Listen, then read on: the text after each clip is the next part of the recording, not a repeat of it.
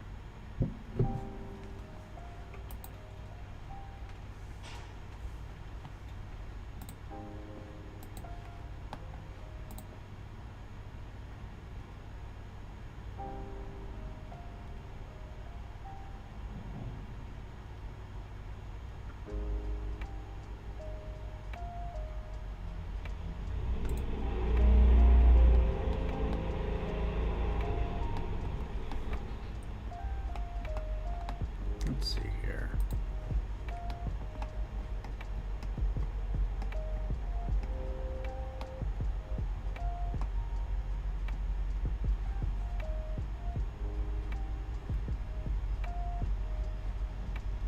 Hey, Mellow Miniatures, nice to see you.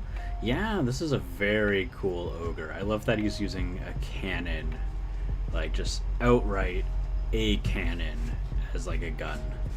It's a very fun model. Hey, Colin, nice to see you. Nice to see you. Pierogi. Pierogre. I like that. Nice to see you guys. Nice to see you guys. I am just finishing up putting it out the announcements that we are live and streaming.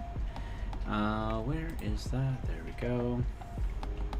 Just takes a little bit of time. But how are you all doing? Gruffy Bears, nice to see you. No, it's not a prank, but for thinking it is, you have to walk the plank. Nice to see you guys. It's just a cool stream. It is. Oh, thank you. Let's see here. I hope you're doing well. I hope you're doing well. You got any good games of D&D going on right now, Gruffy Bears?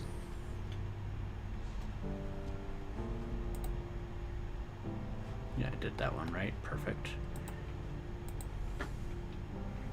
Yeah, yeah. We're cool. We're cool. Good. You get Friday off because Big Man died. Yep, yep. Good Friday. Let's see here. There we go. I think I can hear a little bit better now. Had to go and put oh man, that construction is killing me today. They are going at it. Let's see here. Let's see here. I'm almost all done here. I'm really excited to paint this ogre. I had no idea what I was going to paint today. None at all. And so I was like, well, what are we gonna do? What are we gonna do? So I just went and I grabbed like the closest unpainted model, and I was like, that thing looks cool. I'm a smooth brain. I thought he meant his dad. No, no, no, no. This week, Mikey is completing his project game for his screen to table. Oh, good stuff, good stuff. Have you been doing editing for him? So I have the week off. Mikey doing projects means you have a week off?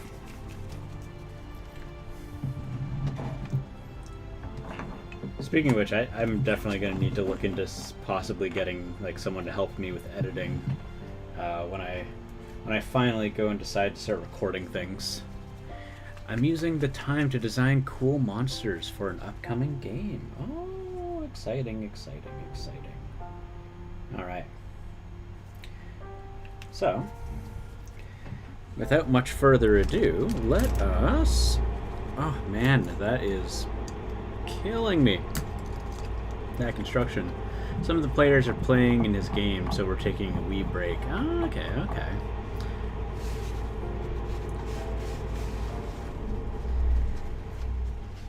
Let's see here. Perfect. So I've got that. Alright, I'm going to close Discord there. And I can see that that is still doing that, so we're just going to do that, and that should fix it for the most part. Yeah, there we go. Excellent. So, working with this model, there's a lot of skin, so we're just going to jump straight into the skin, and we're going to have some fun with it. And as you all know, I like to start off with dark tones and then work my way up, but also having a reddish brown as an undertone will help me out later. Hello, Linmiches! I think this model looks super cool. It's one that I was very excited to do. So this one comes from Artisans Guild. They do 3D printing, so this is a 3D printed model. So this is actually my second painted 3D printed model. Speaking of 3D printing, Alimiches, did I tell you about the casualty in the house? What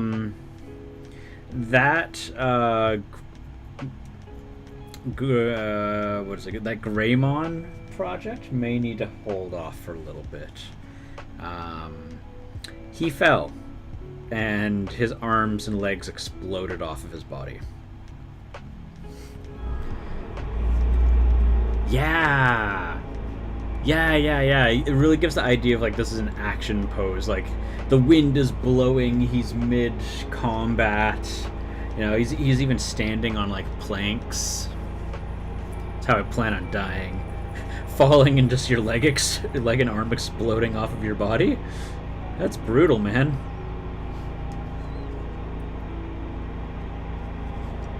Falling and exploding. Oh, jeez.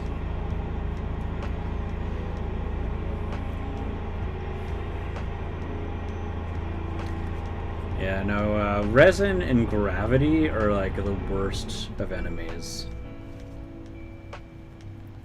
God, I cannot wait for that like construction site to just finish. Like, they've been working on the foundation for, I think, 2 to 3 years. Humans should not try to force their environment to suit their needs. Basically, what's happened is they set up all these pillars and stuff, and then they had to, like, it was along the riverbed. Basically to create a wall, and then they tried draining the water and filling it with sand and all this other stuff, and it is taking forever. A fallout bunker? I would love it if there was a fallout bunker. Man, sign me up. I mean, there's a chance that horrendous human experiments are going to be performed on me while I am under the ruse of being protected. Or I'm in an actual fallout bunker and I will get to live in the harsh wasteland and not have to deal with things like taxes. That looks kind of like his arse crack, yeah. Yeah, he's wearing that robe pretty low.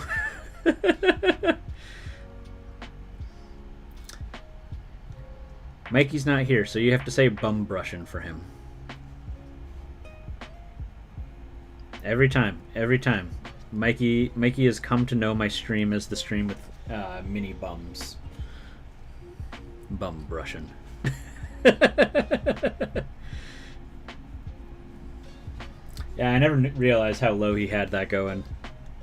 Oh, there we go. Here's a sexy male mini. I don't know how sexy he is. He's got a nice bum, though. The spirits are calmed. Yeah, all the construction ended after acknowledging he's got a nice bum.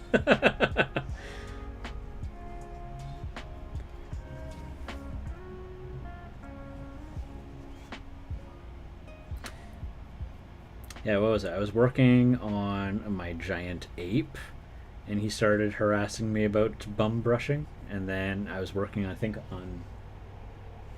Did he give me a hard time about the demon? I can't remember if he gave me a hard time about the demon. The second mini I was doing was the giant ape, and he's like, brush that bum. He's like, it's the content I crave. Yeah. Yeah, Mikey went to horny jail.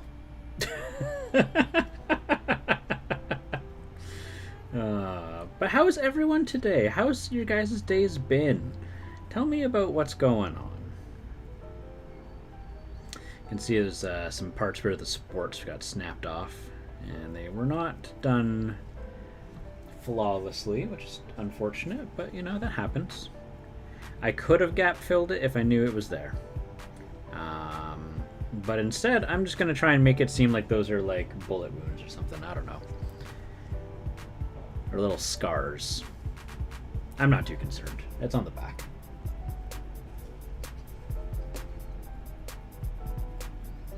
Yeah, I got the day off today because Good Friday. I work Sunday to Thursday normally.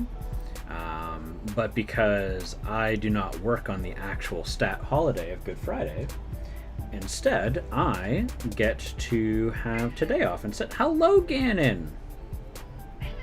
Ma! You tell him.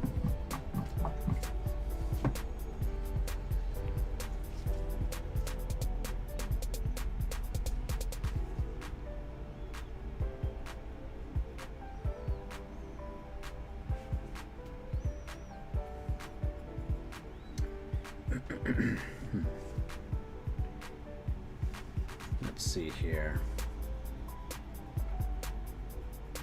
Yeah. I don't really have a whole lot to going on. I'm just really, to be frank, I'm just very excited to be painting something that's not a dwarf right now. There he is, Lord Savior Ganon. Yeah, he has already left. He was not amused with me. Now he's going to go back to his mother.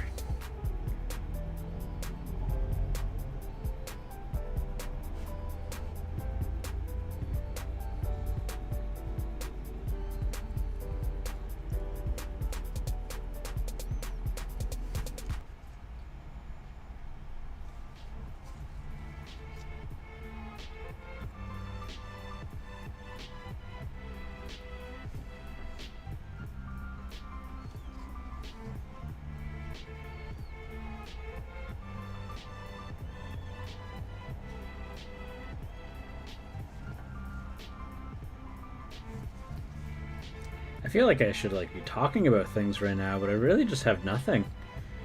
I watched the Zack Snyder cut of the Justice League. Did anyone watch that?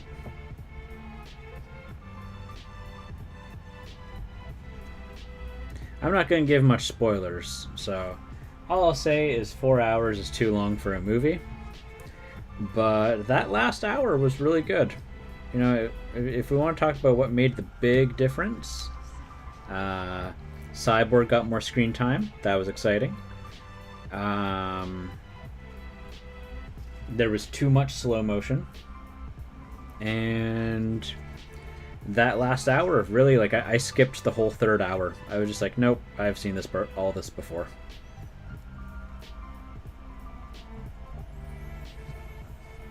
But that last hour was a game changer. Would I say it was an incredible movie? No. No, I wouldn't. Would I say it was better? Infinitely. Infinitely better. So if you've already seen the original cut, watch the first 2 hours, skip the third hour, watch the fourth hour. That is my recommendation.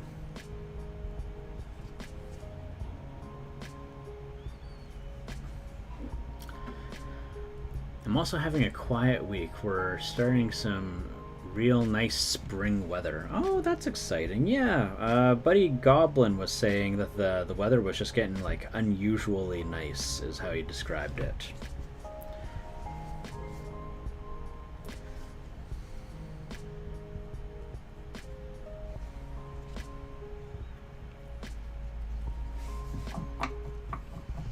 I've heard some good things about the Justice League, but I can't understand needing...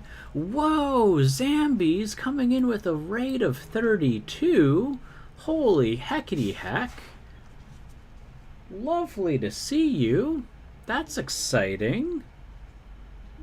Oh, and new meta design followed. Thank you, thank you. Whoa, Giggling Geekette! Nice to see you.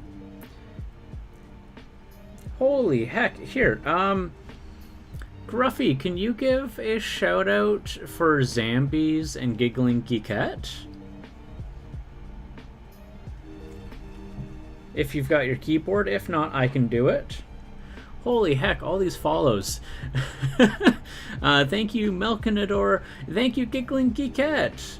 What the heck, Twitch? I thought I was following. It's all good, Geekette. It's all good. Yeah, I am painting my first mini that is not a dwarf since March. So I am very excited right now because I was spending all of March on one type of miniature. Zambies, I brought friends to say hi. I hope you're having a good stream. We'll be lurking. Hey, no worries. I totally understand the raid and run. It is okay. If you're not able to answer, what was Zambies working on today?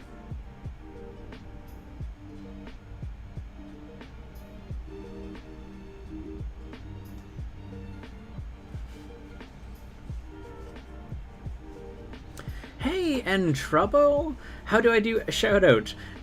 Exclamation mark SO, and then you can @ the person. So I can do an example here. So like this. And anyone can do shoutouts too. There we go. Yeah, I'm gonna do a shout out for Giggling Geekette as well. Gonna do a shout out for N Trouble because she's also a streamer. Here we go. And gonna do a shout out here for who else? I think JJ is also a streamer. Haha, there we go. Wow, whole lot of friends here, a lot of names I know. Lovely to see you guys. Thank you, thank you.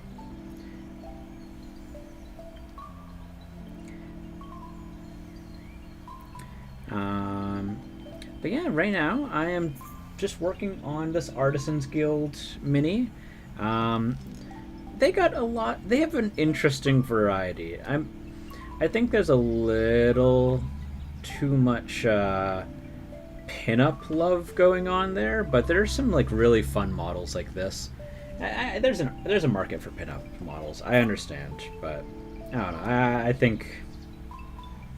I think if they're gonna do so many pinup models, there should at least be a couple guy models, you know?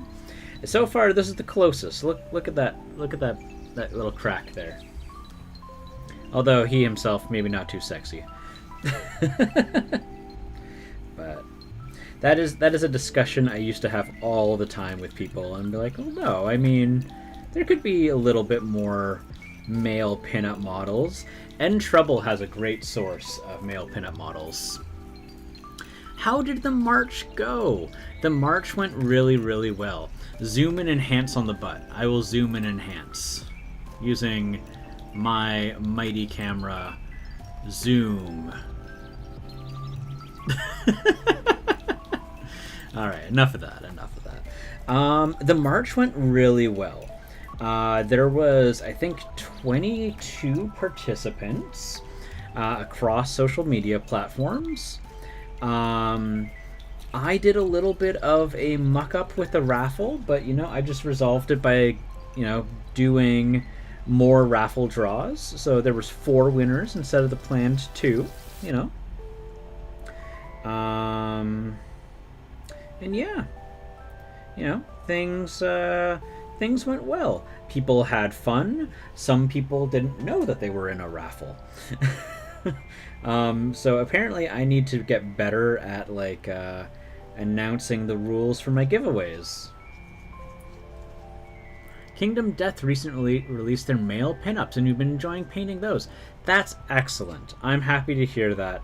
Kingdom Death is another company that has lots of pinups, and again, pinups themselves are not inherently evil. It's just, the male gaze is a little strong. So it's nice to see some male pinups.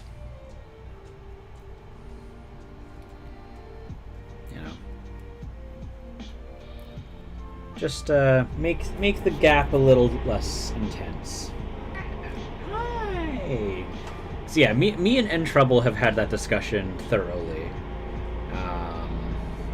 And she was telling me about this one company that has a lot of sexy male drow. And my kitty Ganon has come to say hello.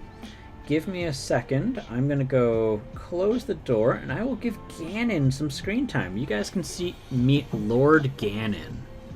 He is a vital part of the stream. No, okay. Maybe I need to give Kibbles first. Give me 1 second, guys.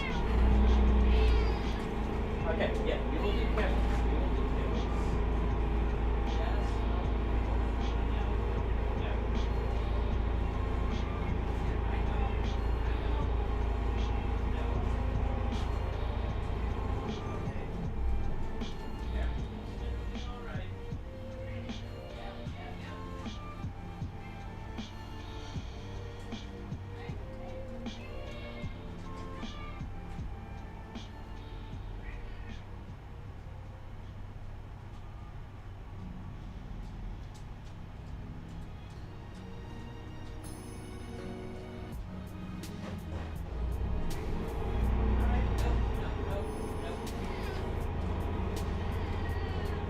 Oh boy.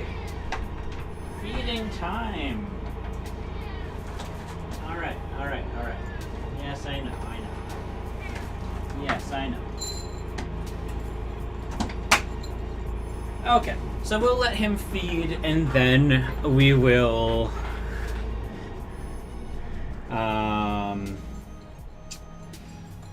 then we'll do some Ganon screen time. The Great Drow is going to be your next mini. I love it. In Trouble. Yeah, the Great Drow butt.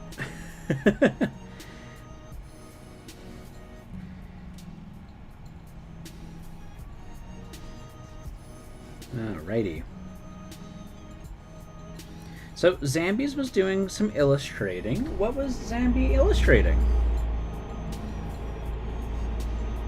What was on the canvas?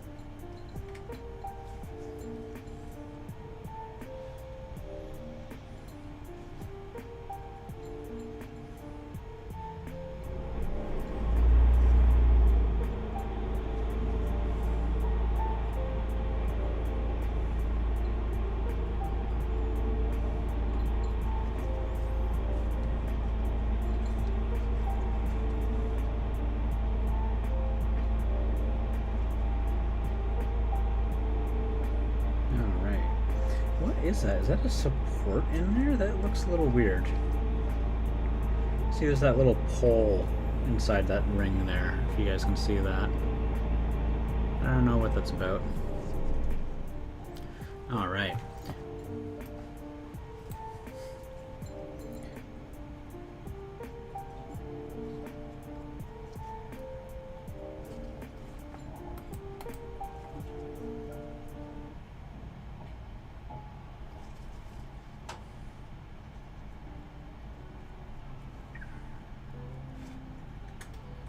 Okay, so we're starting to get a relatively even coat in here. I just want to make sure I get the rest of these crevices before we start up the next layer on here.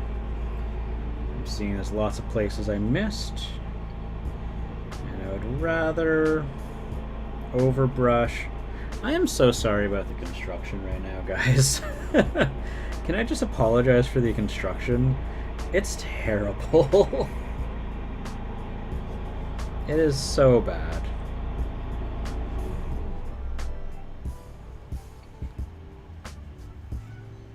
Alright.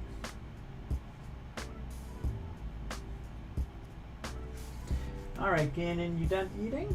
I'm just gonna hide under the desk for a little bit? Okay. Yeah, I went to stand up to close the door, and they both saw that I stood up, and it's close to feeding time, which is why I went and fed him. So if I feed him now, I don't have to feed him later.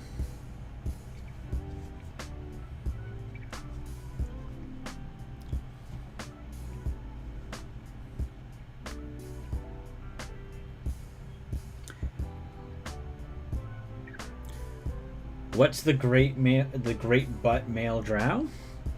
It is a miniature. I don't know if it's a bust. It's a very nice sculpt that N-Trouble has. If N-Trouble, if you have a link for it, here before we send any links, let me make sure that I'm adding you to the regulars. So regulars, add N-Trouble. There. Okay, cool. Regulars, add, and also I need to make sure I add some other people here. Linky Cat. Regulars, add. Hi! Hi! Here we go. Here's Ganon. Alright, I will show you guys Lord Ganon, because he's finally here. This is Lord Ganon. Hey, buddy. Gonna get hair all over my glove. That's okay. I love you. Huh? Huh? Yeah, what a sweetheart. Alright. So that is my lovely cat. He is the manager of the stream. He has a cult. He's known as the Great Donut Lord. He had a donut for a cone when he had to be kept away from scratching his head too badly. But that is the Great Donut Lord Ganon. Forever may he reign. Where's the donut? He doesn't have his scab on his forehead right now, so now he only wears it for, public appearances. Is that an acceptable answer?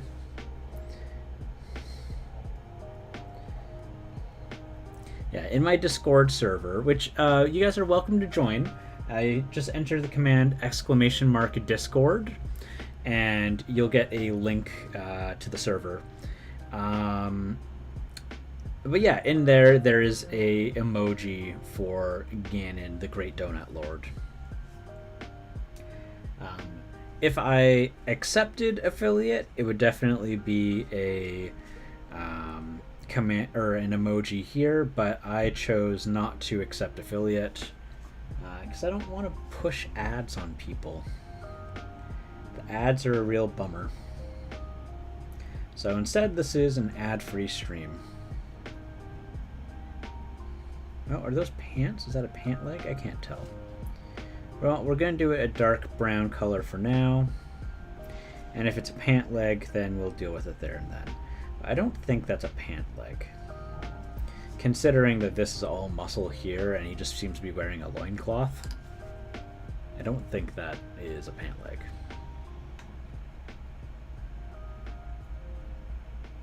So I'm not going to paint it as one.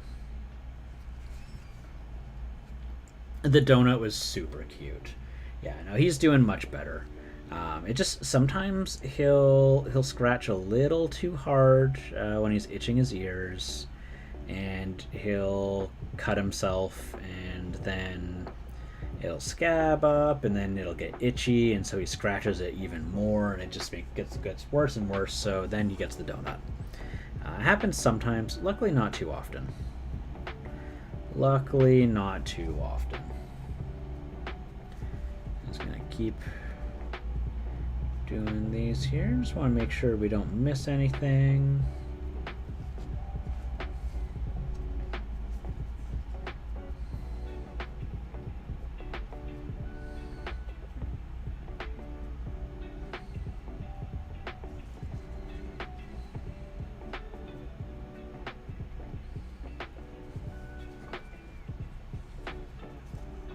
Any plan for the loincloth?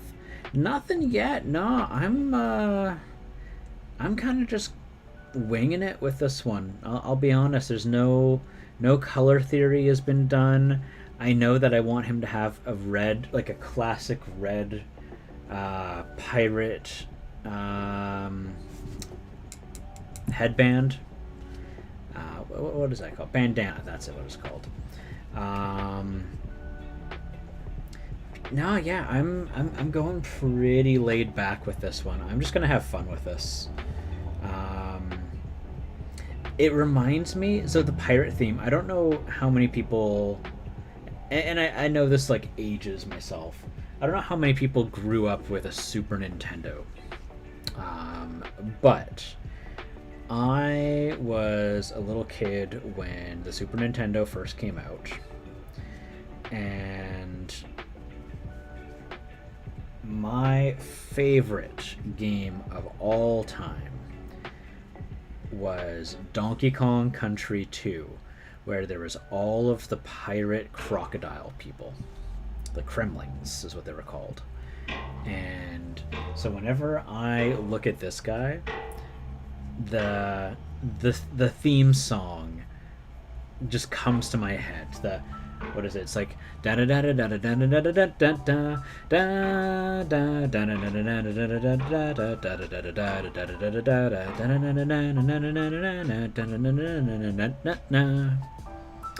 and it's very. I did a terrible job of recreating it there, of course, but absolute like just nostalgia trip for me. And so I honestly, every time I have like a Nintendo console and there's like the virtual console, everything, my Nintendo DS, my Switch, my Wii U, all of them have Donkey Kong Country 2, Diddy's Kong Quest. I think the naked version is Patreon only.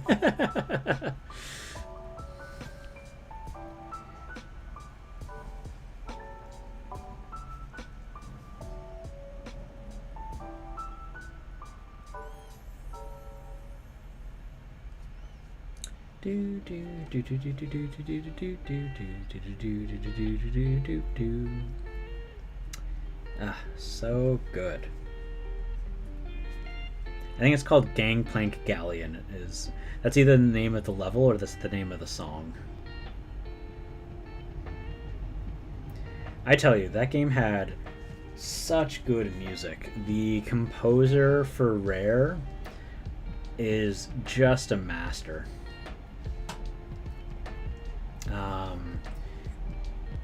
Can't remember his name. I've watched interviews with him, but he's explained that like after he completes a song, he doesn't edit them. because he feels that if he tweaks it too much, he's going to end up ruining it. And so basically every song that you hear from Rareware that he did, like it's always his first go at it. Like once the song is completed, he stops changing it, which is quite impressive, all considering. I really want to make sure there's none of that primer that's showing through there. Oh, I love that one so much. It's so good. It's such an exciting song. For those who like either Doom or Final Fantasy IV, there was a YouTube video I saw where someone took, what is it, like Dance Like Mad, or the Maddening Dance. I can't remember what the song is from Final Fantasy IV. It's like one of the final boss themes. But they redid the song as if it was a Doom Eternal song written by Mick Gordon. Oh man, it's so good. It's so good. Alright, so we've got lots of skin being done here. Alright, perfect. So I'm going to pick up my flesh reference, because I've got a reference that I'm always using for skin tones. I want this guy to look pretty tan, so I'm going to keep the highlights pretty light. So what I might actually do here, let's take a look. Let's take a look-see. That's fun. That was no. We're gonna go paint references, and then it's like skin. Yeah, there we go. Okay, yeah, this isn't nearly dark enough. So what I'm gonna do then is I'm going to take my, what is it? It's like dark flesh liner. Which one was it? It's like an ink, but it's not.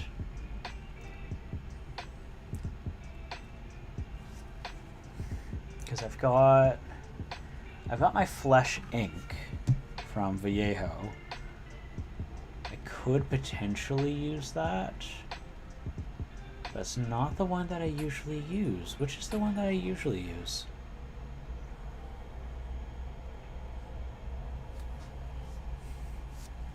There's this. I could use this one. I don't feel like that's what I normally use either. What is the one that I usually use?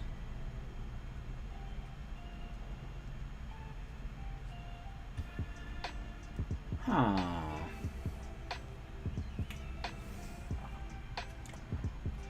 Isn't that confusing? It might be this. But I think what I'm going to go with is I'm going to go with this instead.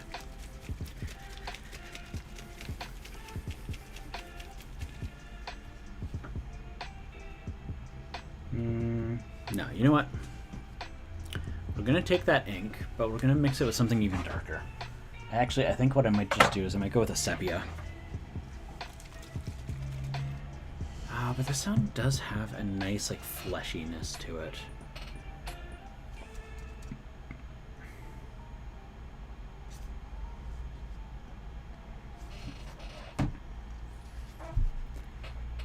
We'll do a combination of the two. So what I'm going to do is I'm now going to take these inks, and what I'm going to do is I'm going to layer them in just inside the crevices, and that's just going to add more emphasis. The end result is going to make him look super muscular, because the more contrast we give to the muscles, the more defined they're going to look.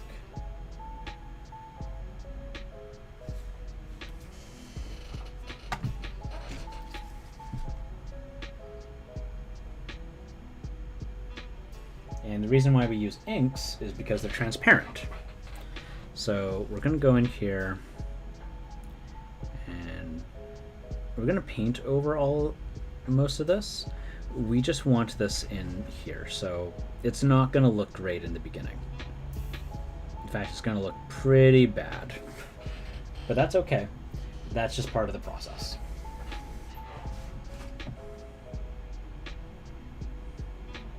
Because I want like a really like suntanned ogre here. I don't want someone who's really pale looking, because this guy clearly exposes his entire body to the sun. If we made him pale, it would look really weird.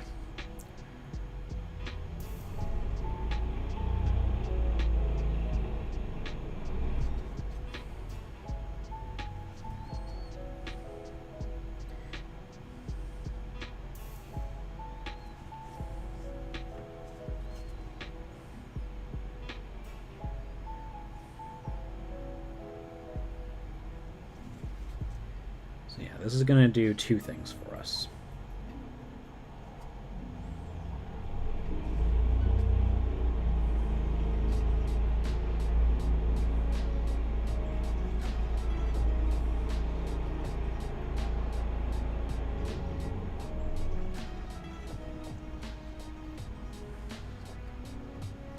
I guess now that I have a better camera, I can potentially stream at times where construction is not happening. Like, how terrible, how badly can you guys hear the construction? Like, be honest with me. I know it's not quiet. I just want to know, like, how prominent is it? Because if it's really prominent, what I can do is I can turn down my mic and basically bring the mic closer to me and just try to speak a little louder.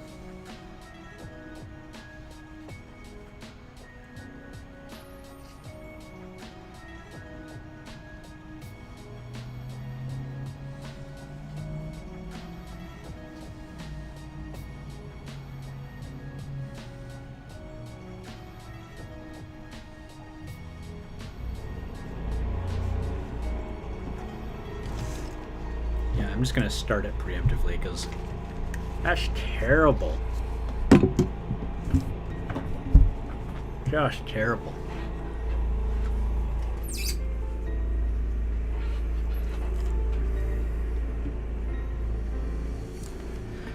And we're just going to turn this just a little bit down here. So hopefully that helps you guys.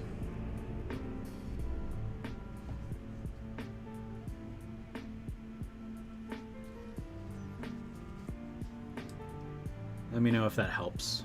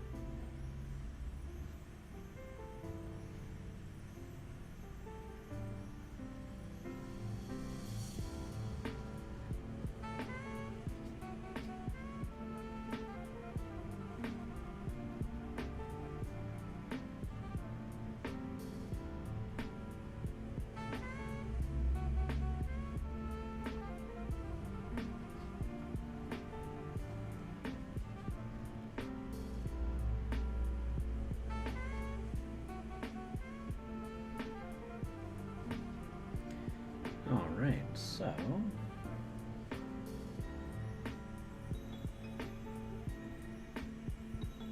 move on to the legs.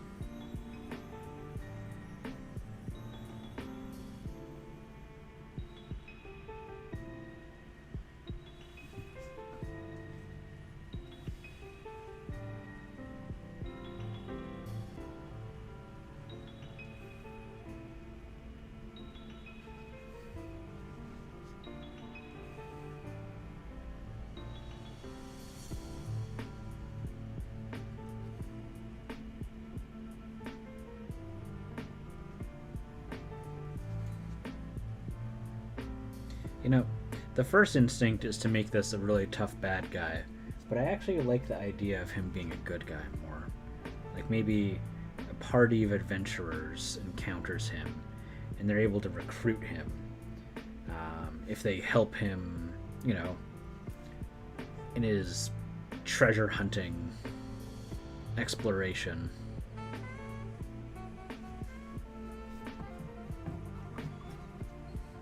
All right, so now that I've done that, time to pull up my reference here. So we're gonna go with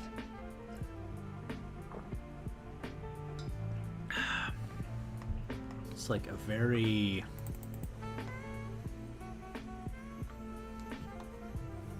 dark tan there. A bit on the reddish pinky side. I can probably mix this tanned flesh here with a little bit of dwarf skin and possibly some of the original dark flesh tone and see what that brings me here. Yep. I didn't mix it enough. Gotta get myself a vortex machine. Gotta do that. Makes such a world of a difference.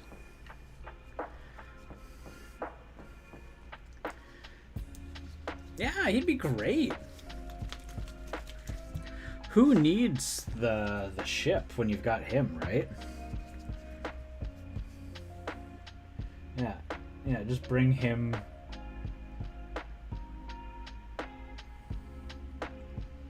I like the idea that maybe like he looks at like the idea of taking the cannon with him as just the most obvious choice, and people are like, well, I don't know, like if we could do a warship and or we could do this, and like he just goes and he tears like the cannon off of its mount, and he's like with a bit of rope, and he's like, we do this my way. And everyone in the party would be like, whoa, and it'd be this really cool moment, right? So let's see if I can grab a little bit of a bigger brush. I want about a number 4. Do I have a number 4? That's another number 3. Ooh, is that a number 4 right there? Yeah, it is.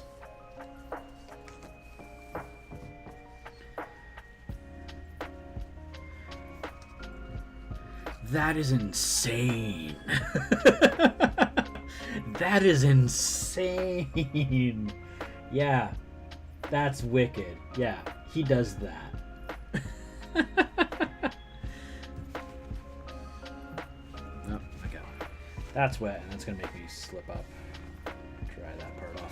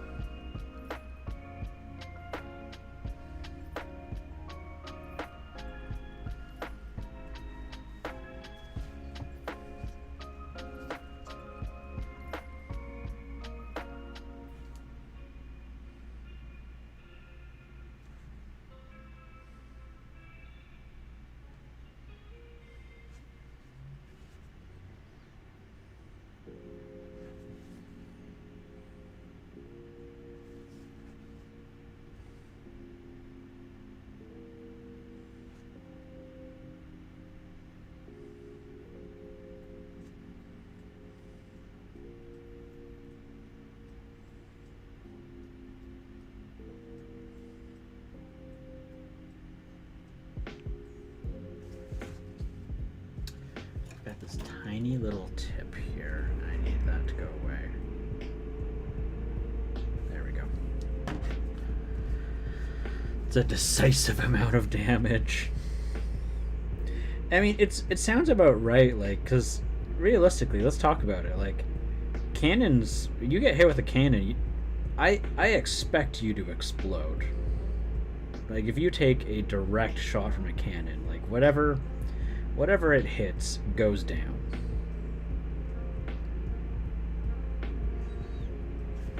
Like, yeah, sure, trebuchets are awesome, but they're not cannons.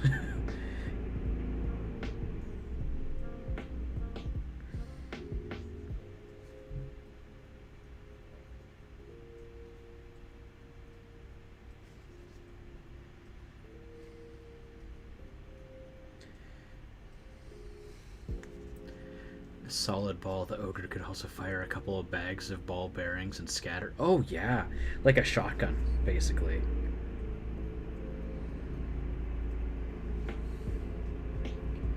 Or maybe he's a pacifistic ogre, and so if you need the damage to be less, like he just has like sacks of sand in there, like beanbags essentially, and like you turned the, what was it, D10s into like D6s. Like if, you know, the force is still overwhelming, but it's not giant balls of steel that he's firing off.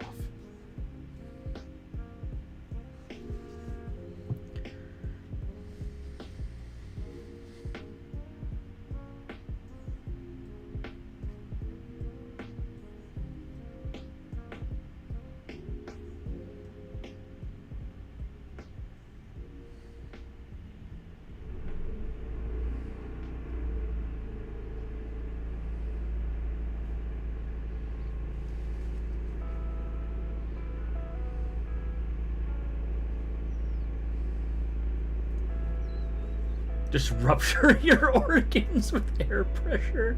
Apparently, force generated from a cast bulk passing through was sufficient to kill people. I'm not surprised. I'm not terribly surprised. Oh, Warlander has joined. Hello, Warlander. Let's see here. I need to adjust that. There we go, and then keep that way. What's up? Not a whole lot. We're painting something that's not a dwarf, and I honestly could not be happier right now. Well, no, I could be happier if the construction wasn't happening. That would make me happier.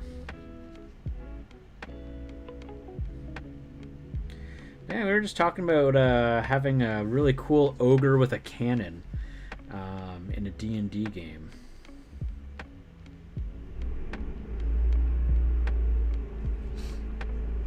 Hello, Limaches! I don't have a source for that, but my historian's friend told me about it when they're introducing black powder into D&D.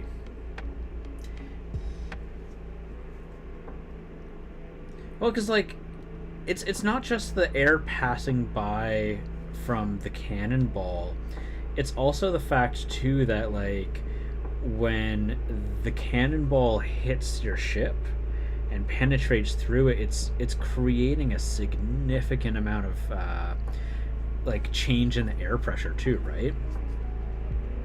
Because if it's the first ship, like, you're expecting a certain amount of air pressure in there, and then, I imagine, and the cannonball just, you know, blasting through it is definitely going to change that.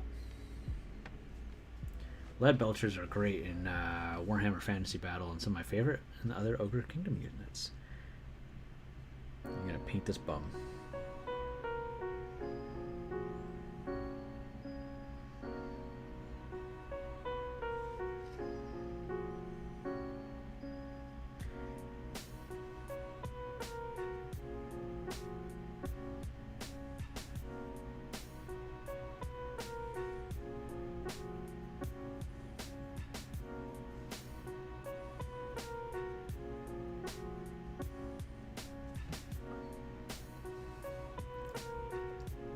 Water or foam. Yeah, probably significantly shorter range, but I like the idea of him doing bubble beam, like from Pokemon. Ogre friend, use bubble beam, and then he just goes up and he's like, BAM! And just this explosion of foam just pushes people back.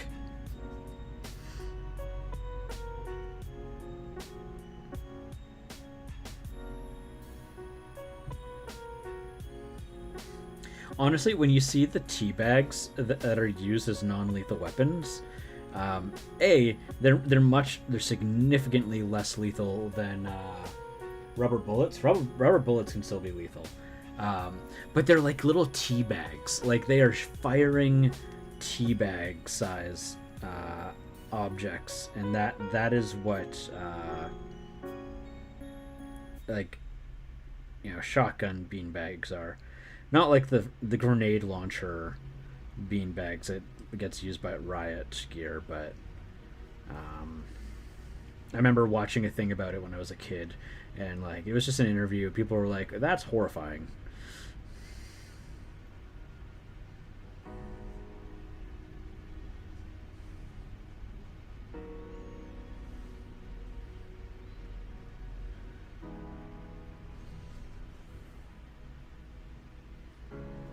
Rubber bullets were designated non-lethal because the Brits wanted to shoot Catholics. Yeah, I'm not terribly surprised.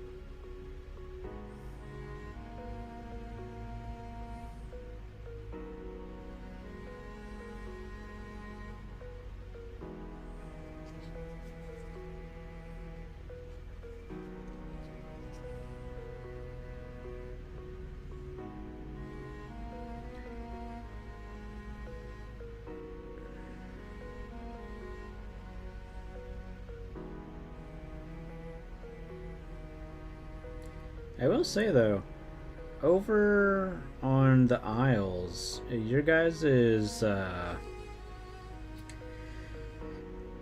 basically lack of guns on cops is much better than what we have in Canada. Like all of our police officers are just as armed as in the States, but less casualties, but like nonetheless, like they still happen. So I have a big respect for countries where only some of the police officers are armed and everyone else just has like nightsticks. Don't get me wrong, obviously, you know, you can be bludgeoned to death with a nightstick and it's terrible, but you know, not everyone needs a gun.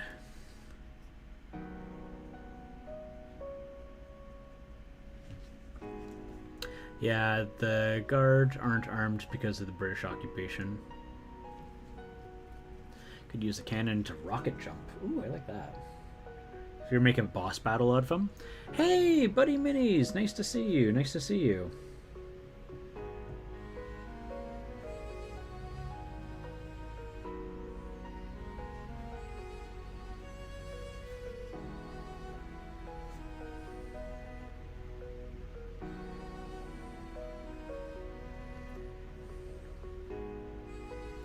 I recall it in, at least in London, that's also the case. That, like, when armed police are required, like, the police officers have to call in to specifically request a police officer have a gun.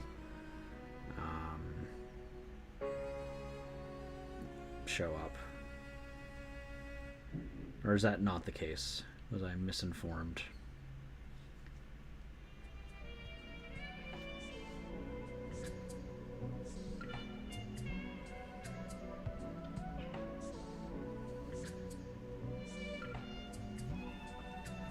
Something bad happened?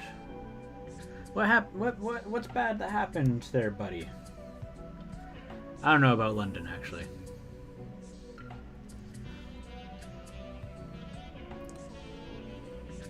Yeah, it was one of the things that got brought up during BLM last year.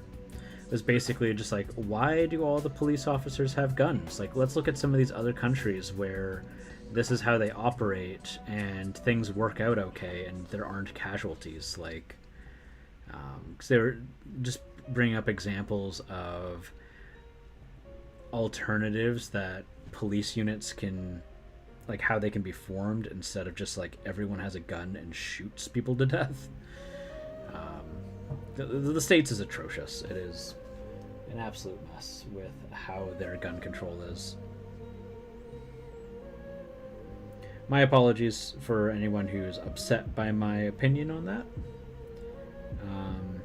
I live in a country where less than 1,000 people die every year due to gun violence, yet alone from police brutality.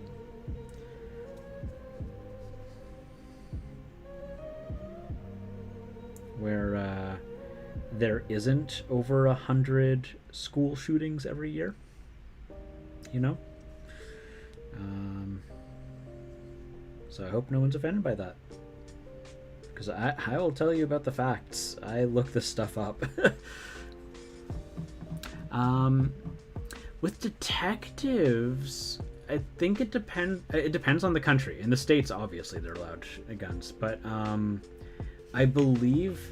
Because one of my friends is a detective, and he does not have a gun. He does not have a license to get a gun or anything like that.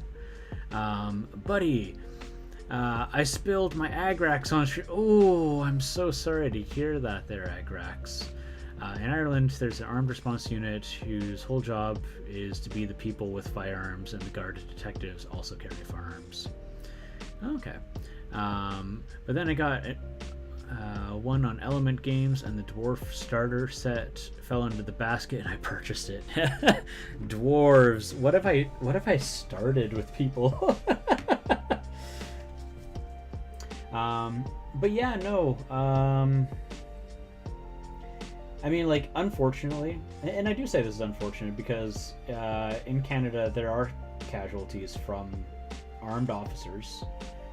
There was a case last year where I think 5 or 6 armed officers in Ontario were answering a crisis call that the person called in on for himself.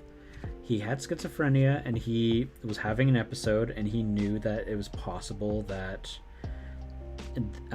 he would require assistance from the police to restrain him. That specific police district that he called had a mental health response team, and they did not send them out. And instead, 6 armed officers walked in to the house, and they tased him twice and then shot him 6 times. And like, the kid did have a knife. Again, he was having a schizophrenic episode. And you know, it was inexcusable. Like, the officers didn't need to shoot him. They didn't even need to tase him. But, you know, if we want to say maybe they needed to tase him, okay, sure, maybe they needed to tase him. They tased him. They didn't need to tase him twice. They did anyways. And when he was down on the ground, they shot him dead. The kid was like 21 years old. Like, it's terrible. And yes, in case anyone's wondering, he was black. Screwed up. Sorry if I'm bumming anyone out. I don't know where that came from. I'm sorry, guys.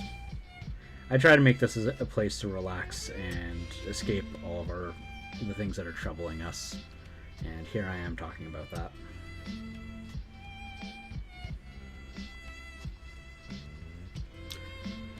Thank you, Orlander.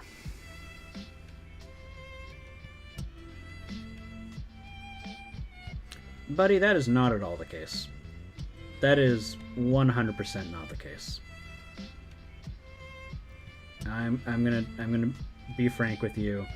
The only country in the world that has those kind of gun problems, where everyone has gun, is where everyone has guns, where people can go in and buy guns the same day. That guy that went and did that shooting last week bought his guns the very same day he went and did that shooting.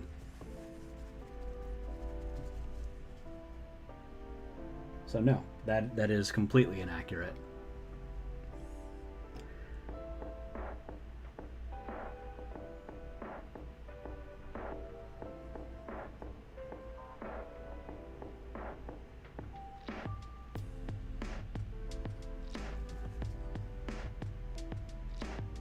Okay, but what is the number of deaths with guns versus the states? Like, even just versus one state. I can assure you that the individual states have more gun violence deaths than all of the UK.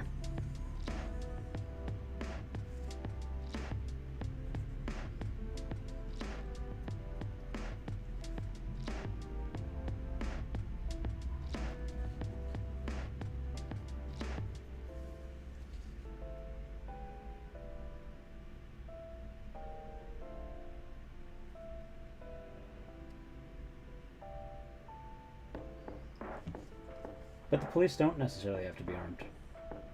Like I was saying earlier, like the system that the UK has, having special police officers that have guns.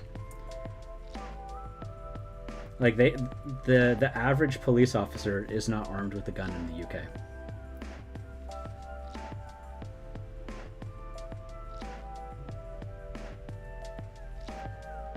And to say that bad guys will have guns regardless, I mean, that's not entirely true. So here in Canada, we have quite strict gun laws. There was a stabbing, unfortunately. There were 2 stabbings within the last month, unfortunately. And that was tragic. And it was dealt with accordingly. But like, if you look at the number of cases where armed police officers with guns murder civilians, I wouldn't say all the police need guns.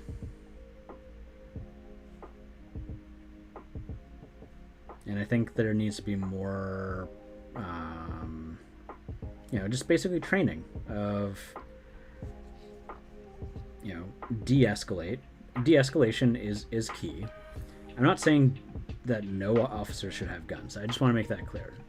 Having some officers with guns, yeah, that it is a necessary evil, but it by no means doesn't need to be all of the police officers.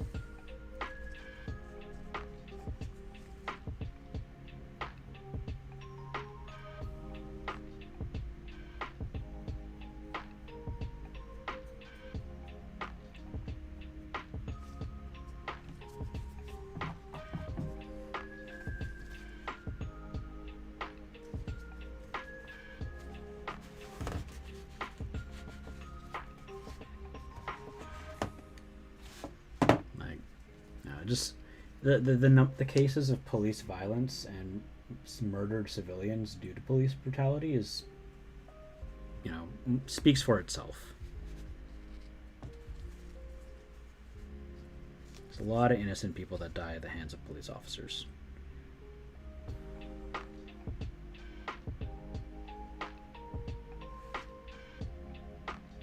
And it's tragic. But I don't terribly want to talk about the subject too much. It's very depressing.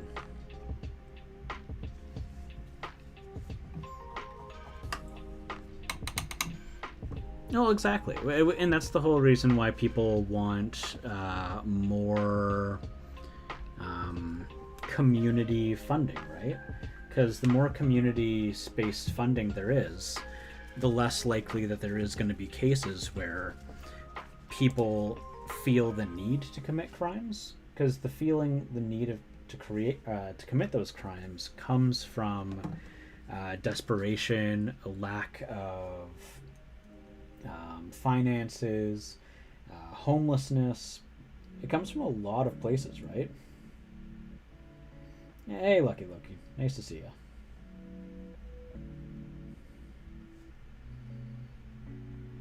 Yeah, so we could say that, for example, someone steals a car, and the police catch the perp and throw him in jail.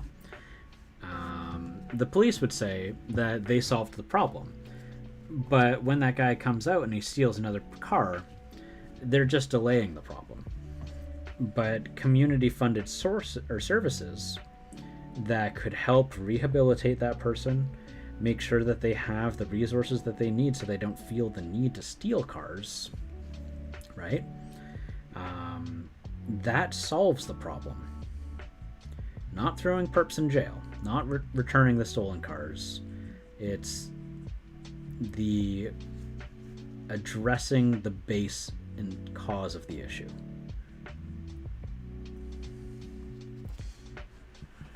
We want the best in the end, and that's what counts. We may disagree on how. The goal is to feel safe, and that you are absolutely right on that. You're absolutely right on that.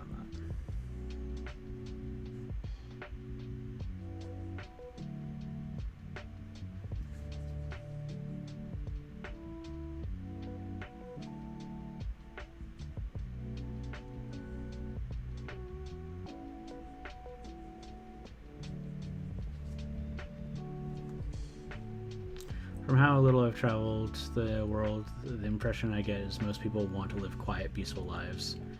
Yeah, exactly. That's exactly it, right? Like, people just want to feel safe. And I think that feeling safe is important. I just think that weapons that kill people isn't necessarily the best way to feel safe. I was having a conversation with someone from the States, and I was trying to explain, I was like, we don't all have guns here in Canada. Like, you can have guns. It requires a license, and it's a very tedious work, and in the end of the day, you're not going to get a, like, automatic. You're not even going to get a semi-automatic. You're going to get, like, a bolt-action rifle.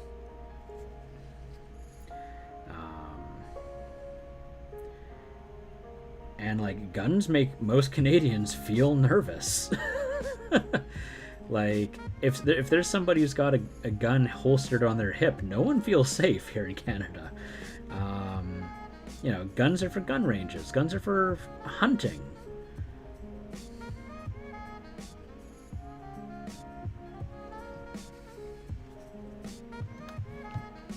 Yeah, exactly. Let's see here. I need to move that. I need to get that set to that. Nope, that was too high. All right, we want to go. Yeah, we want to stick around.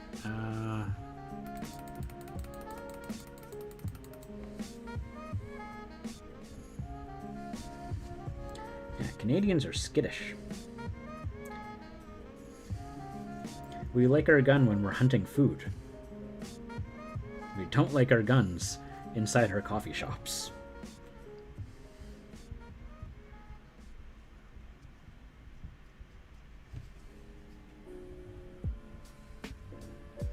I was visiting Prague a few years back. The police at the time walked around with fully automatics. They did not make me feel safe. Exactly, yeah.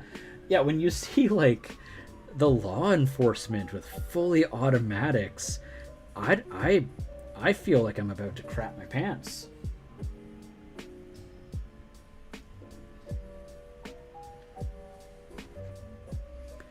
There's a great bit in Terry Pratchett where a character says the gun that's not a weapon, that's a tool for killing people. Yep. Oh yeah.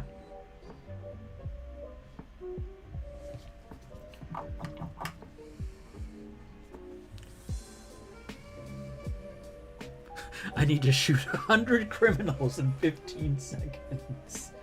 Yeah.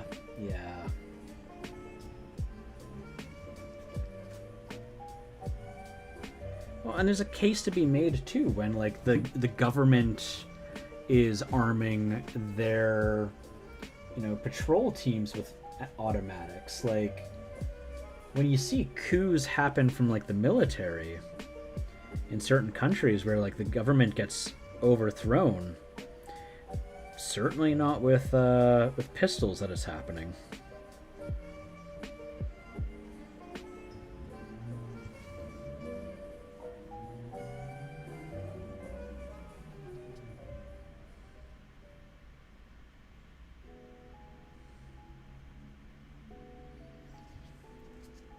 So I'm gonna let Loki and Warlander get excited. I am using tanned flesh right now, so I'll let you guys know.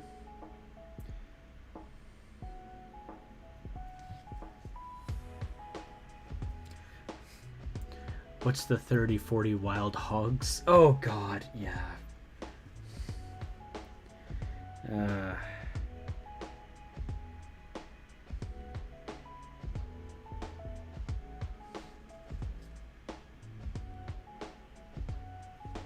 All that flesh. Oh yeah. Oh yeah.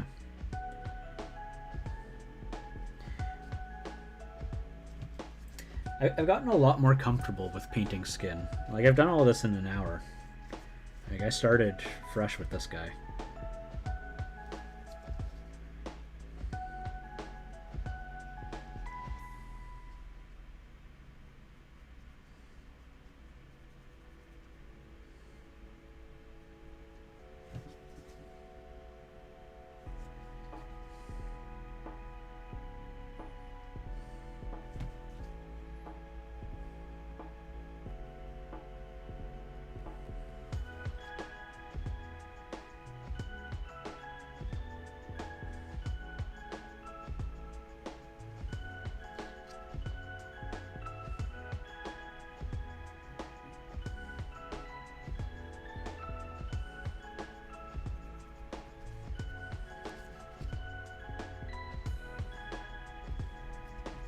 Why is that happening?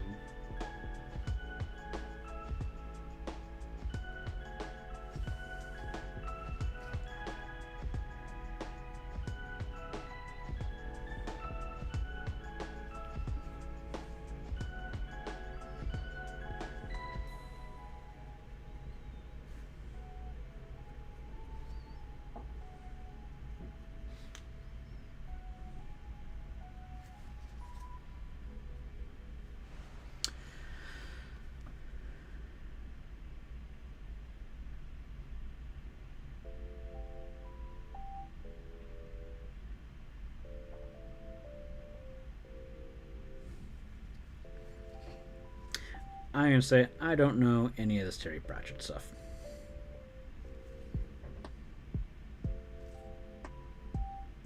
Just gonna put it out there. I have no idea.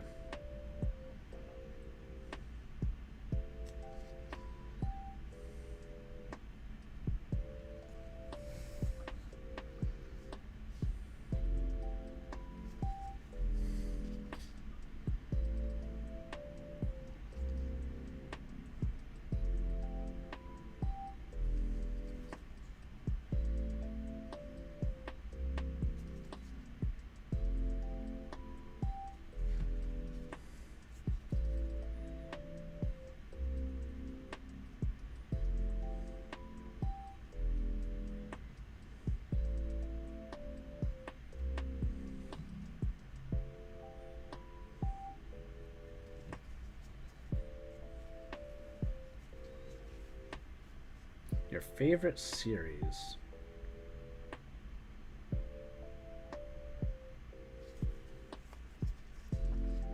Got it.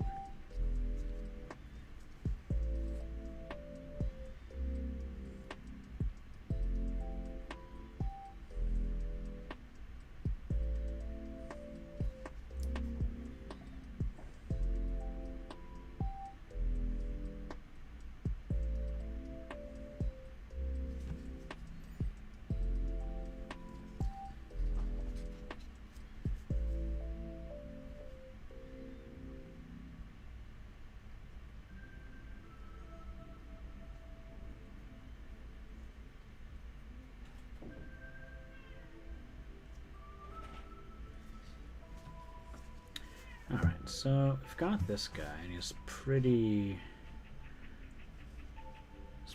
dramatic. I think one of the things I've done, and I've done this again, is I need to actually go and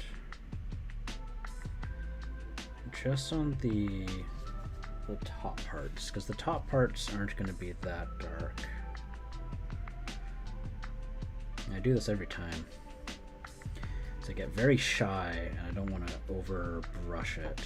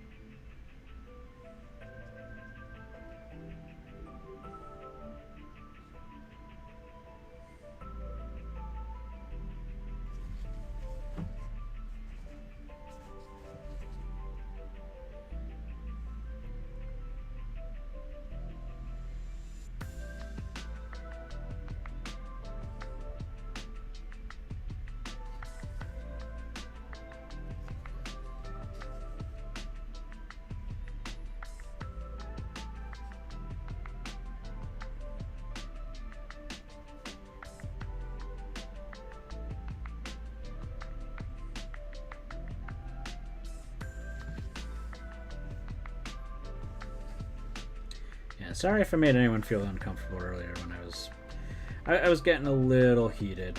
I do want to apologize. I just... Oh, gotta go let one kitty in. She's very sad. She's locked out. Hi. Hi. Hi. Hello. Yes.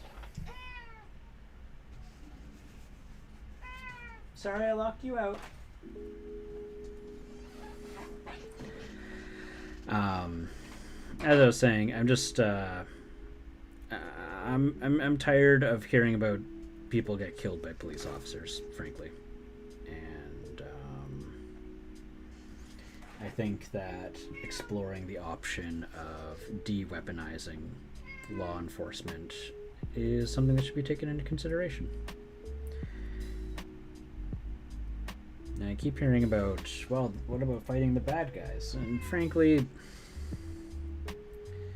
too many of the bad guys are the guys who are wearing the uniform.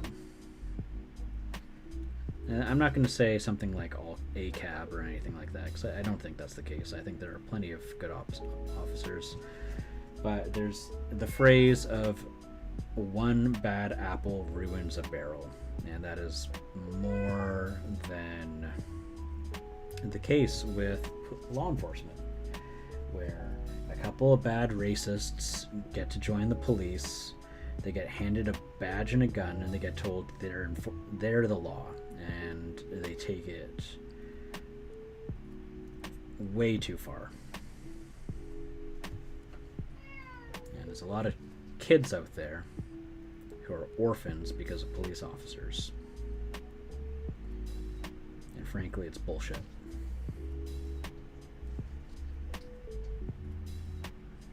So, again, sorry if I made anyone feel uncomfortable. I feel very strongly on it. I don't think that anyone should be orphaned by the law enforcement who are sworn to protect people. And again, I am sorry for getting so heated. It's a very, very, very frustrating subject for me.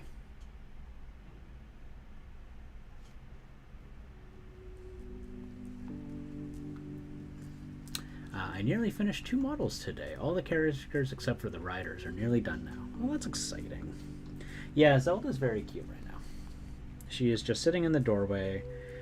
She wants me to know that she feels ignored and that I am a bad dad. That is what Zelda is telling me right now.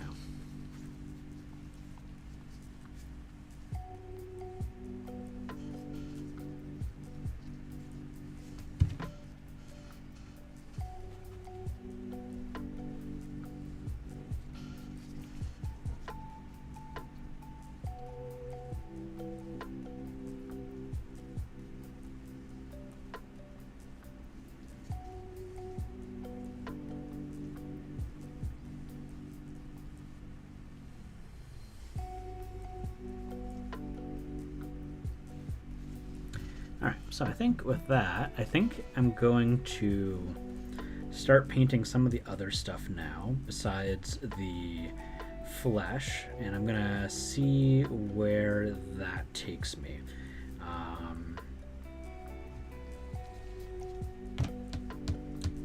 Start up maybe with those gold hoop earrings that he's got.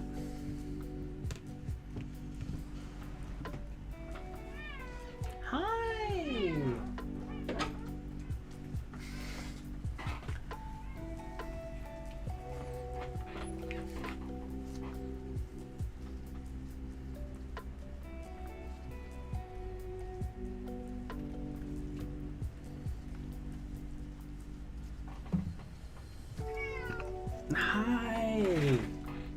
Hello. Hi, what do you want? What would you like? I love that cat. She's very chatty. Hi. Did you not get enough food? Okay, guys. I'm gonna be right back. I only gave her... She is very expressive. I'm gonna be right back. I'm just gonna give her a little bit more food. I gave her kibbles in hopes that would tide her over, and clearly she has not been pacified from just kibbles. So I'll be right back.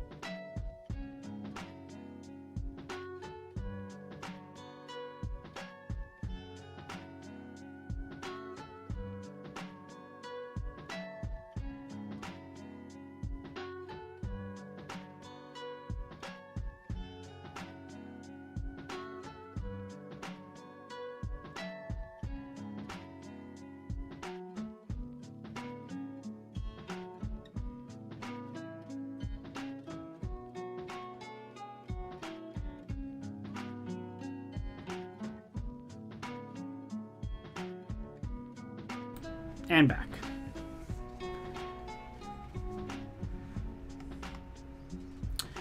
A lot of it relies on education and training. In DK, it takes years to become a policeman, while in the US it can be as little as 3 months.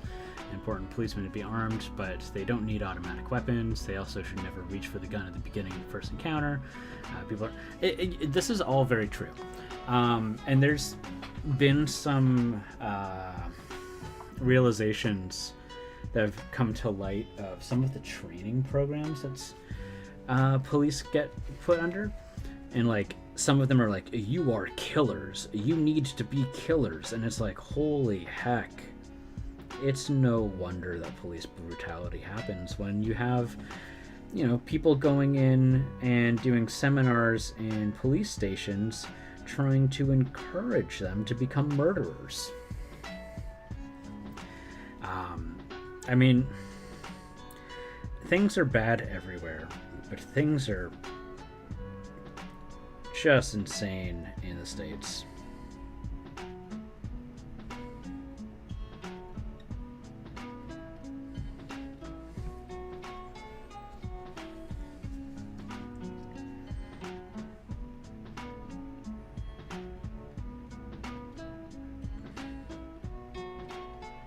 And yeah, de-escalation needs to take priority, which it often doesn't.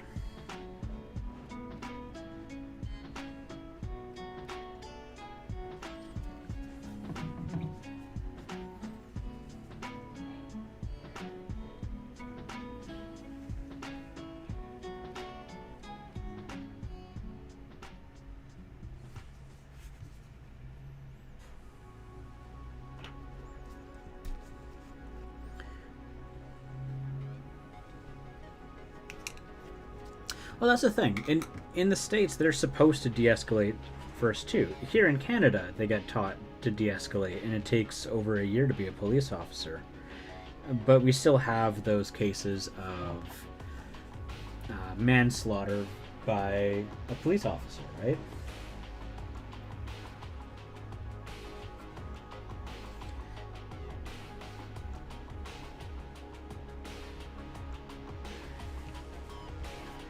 So, I don't know. I honestly think exploring the possibility of officers not being armed with lethal weapons being necessary off the bat. Like, I know that tasers can cause people to have heart failure, potentially. And obviously that needs to be taken into account, but there's other options like pepper spray as well. This song's really loud. There we go. Yeah, there's a lot of things. I just think that, yeah. Yeah. In countries that where we see that, there is improvement. I think, what was it? I think London, or not London, England was celebrating like a couple years in a row of there being 0 fatalities from police officers.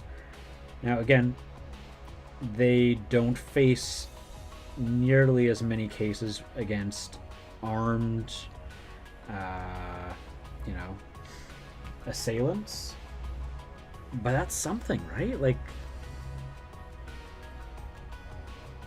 but of course the argument is usually bad guys have guns, so the police officers need guns. And it's like, well, no, that's not always necessary.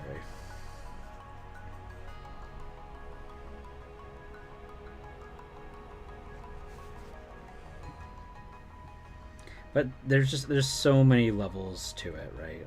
There are a lot of degrees to it. It's not a simple problem. As much as I want it to be a simple problem with a simple solution, that's not the nature of it.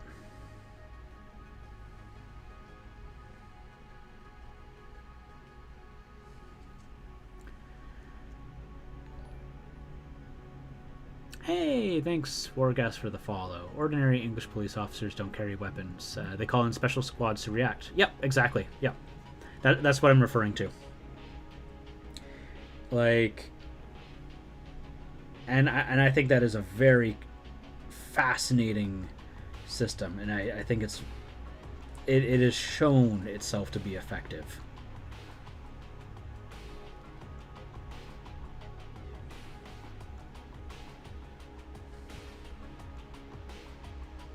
We're gonna talk ourselves in circles.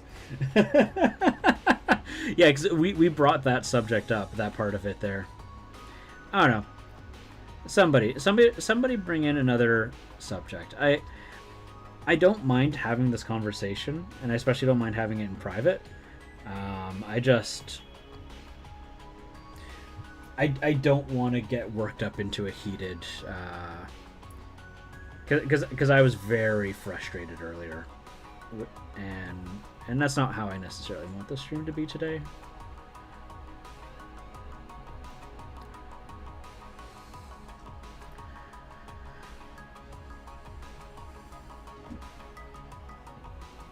The flesh looks amazing. Thank you. Thank you, thank you.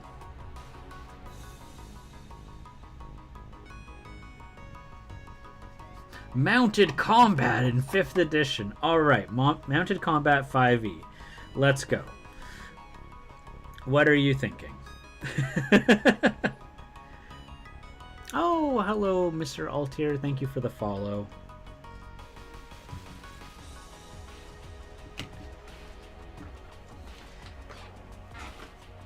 Grab myself some red here. Oh, where are all these follows coming in from? Thank you.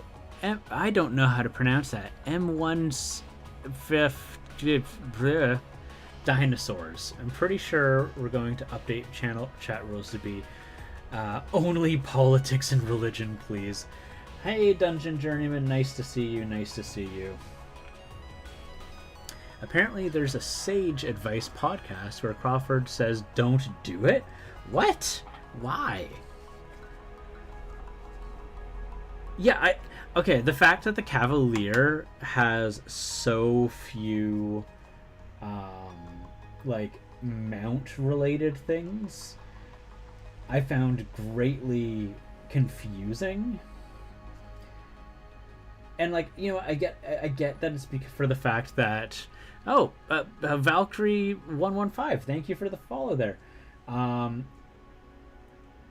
get that it's for the reason that like, who brings a horse into a dungeon, and they need to be able to work without being on a mount. Those things I all get. I get all those things. I just thought it was very, very odd.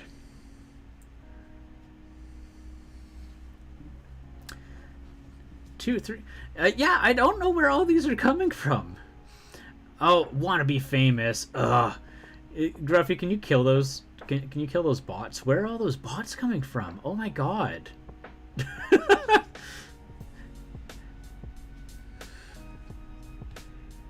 Yeah, Gruffy, you have a sword.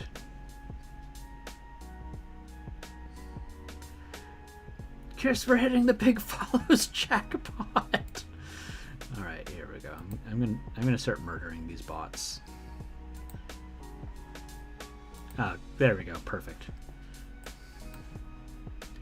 Thank you, Gruffy. Yahtzee, maybe the bots were working. Big follows. Ooh, there were a lot of follows just before the bots came in.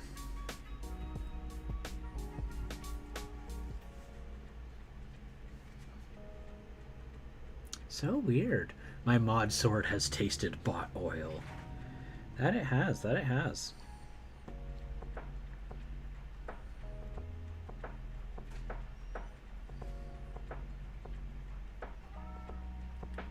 It also tells me that Nightbot... Oh, there we go. Okay, let's see here. Yeah, Nightbot wasn't doing its job. Nightbot is supposed to slay those before they come in.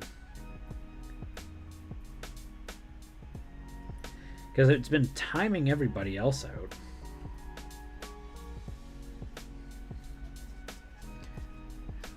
Call bots big follows because they all give big follows URL. About that, has anyone seen the new video by Miniac? I have not. What did Miniac talk about? Because I do like Miniac.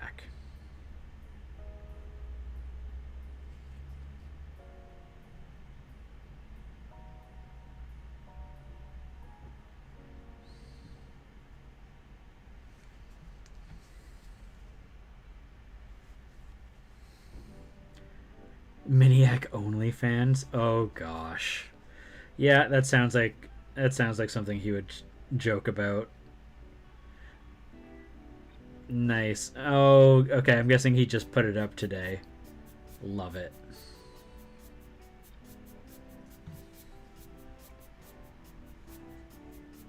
Scott is an OG on here. Yeah, Scott's great. He made an April Fool's video about launching minifans. Nice.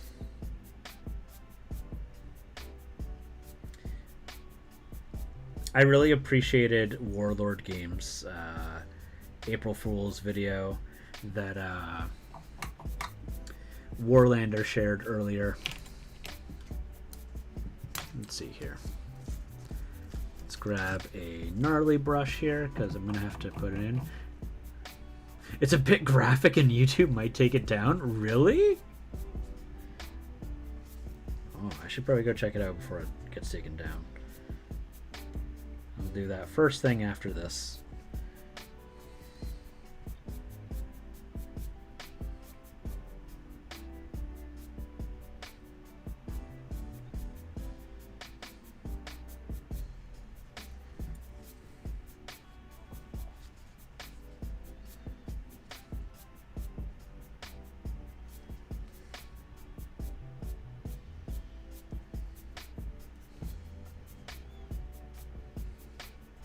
It's harmless fun, nothing scarring, but YouTube has been active. Yeah.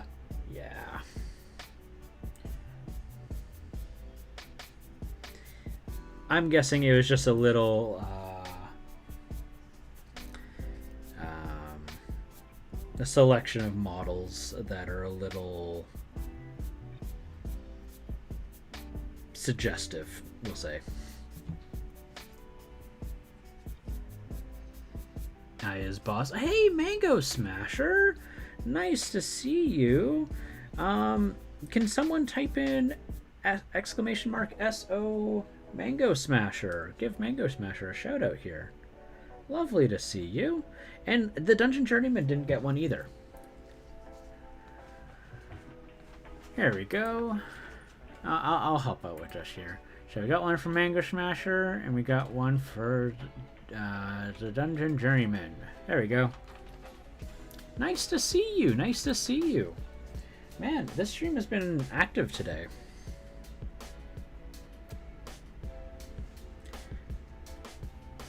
Wow.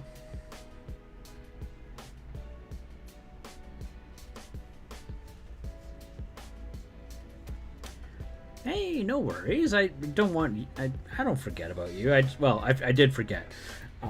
That's exactly what happened. But you know, I corrected it. I corrected it. All right. So, yeah, I thought I'd paint something fun today. All right. So do that. Let's get some wood grain in here. My modding skill tree is really spec'd for into killing robots and not community engagement. That's okay. It's okay. I forgive you. I forgive you. I still love you.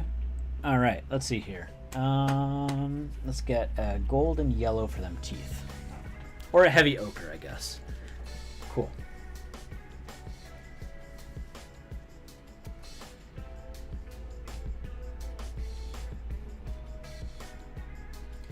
An anti-Newfie settlement or sentiment?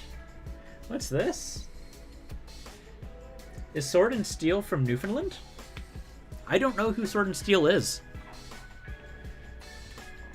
If there's some mini YouTubers in Newfoundland, I gotta check that out.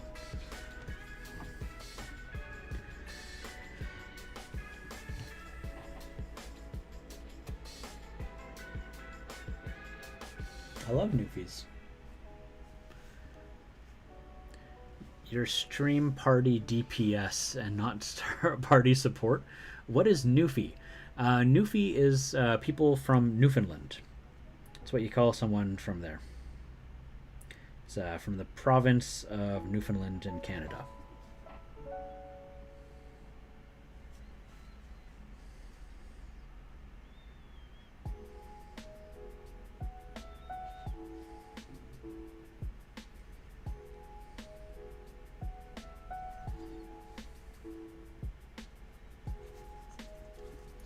Just like how I would be considered a British Columbian, but it doesn't have the same ring to it as Newfie.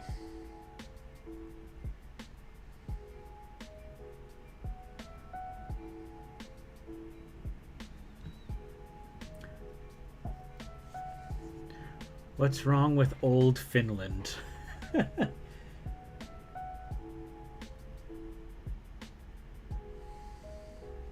I don't think we named it after Finland. It sounds like I'm saying New Finland, but it's Newfound Land. But it's pronounced Newfoundland.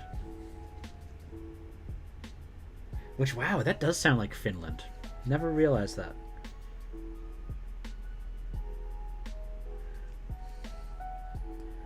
Yeah. Yeah, it's Newfoundland. Yeah.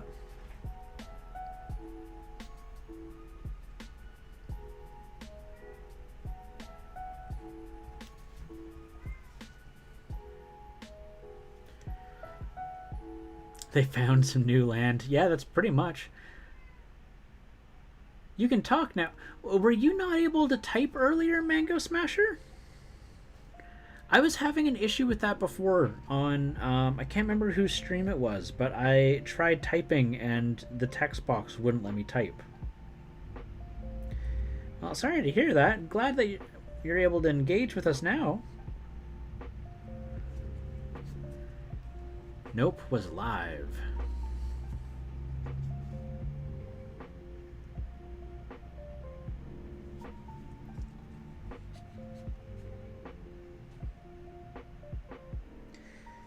Don't know if you guys heard the kitty in the background.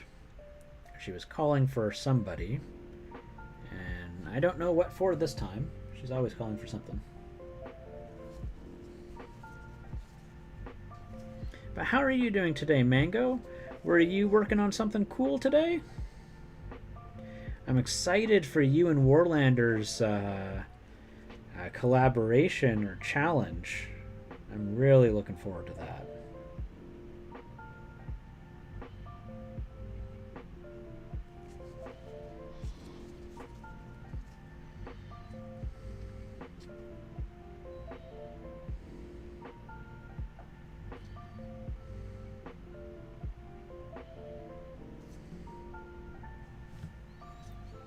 Working on commissions, but doing well. Well, I'm glad you're doing well.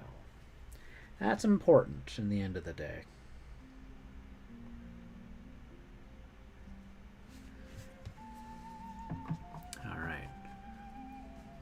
Alright, I'm going to call it and go to bed. Oh no, still feeling not too well, eh? Alright, well, you have a good sleep. As much as you can. If you can't sleep, you know that I'm going to be here still. So, but take care of yourself. And, you know, we'll see you around, Loki. We'll see you around.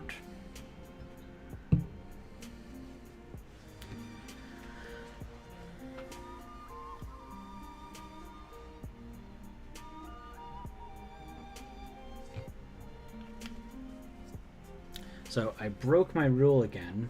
My rule is after the first base coat of the skin to start doing the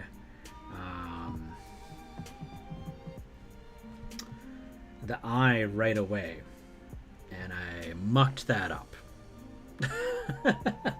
So let's see if I can get that taken care of.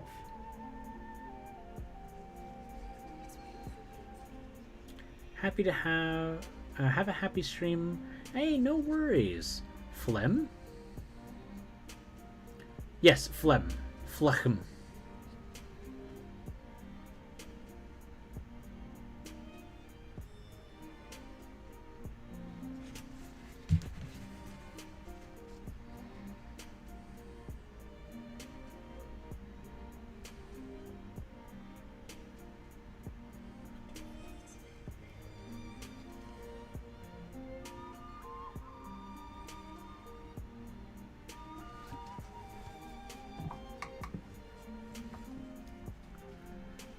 The Mantic Orcs? Yeah! I love these guys. These guys are so fun looking. I love them. I've got the goblins too. Here. Goblin with like a little goblin sniper rifle. Yeah!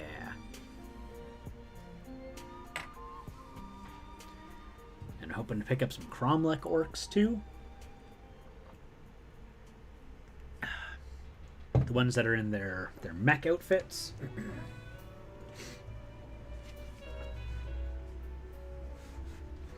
I might just have to grab that number 2 brush that I saw.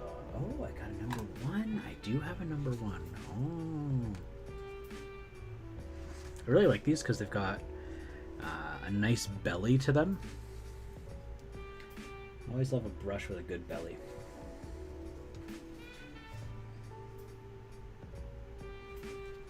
It's just a little too heavy.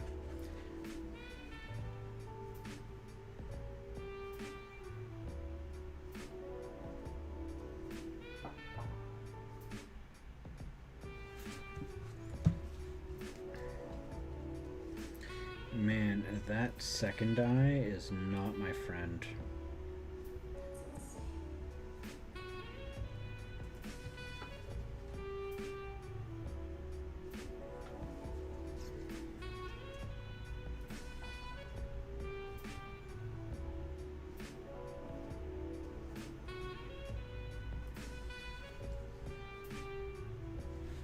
hope I did that right. Does that look right? Kinda. Need to go a little bit more in there. There we go.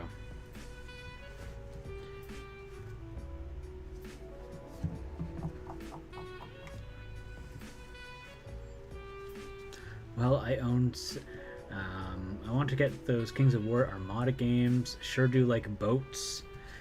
You have 7 armies from Kings of War by the end of summer. Dang.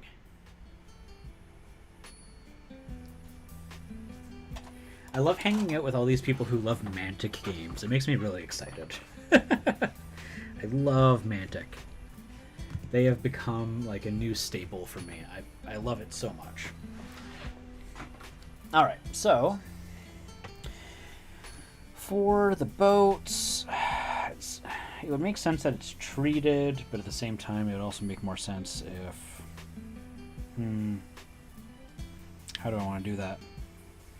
You know what? Before I do anything, I'm going to try a trick from Goblin.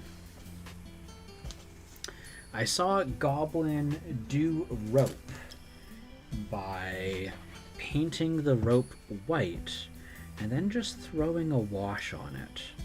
You know what? I kind of want to give that a shot here, because I've never done rope that way before.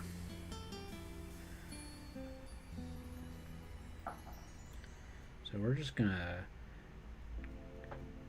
generously brush a whole bunch on there. This off-white, this is one of my favorite off-whites, which is Ghost Gray from Vallejo. It's a nice bluish off-white, which is actually what I used to paint the eyes, because it's much closer to the color of eyes than white is. But when it's, you know, surrounded by all that, you would have no idea. You would have no idea that that's not white. The camera makes it look pretty blue, though. Camera, you're not on my side, clearly. All right.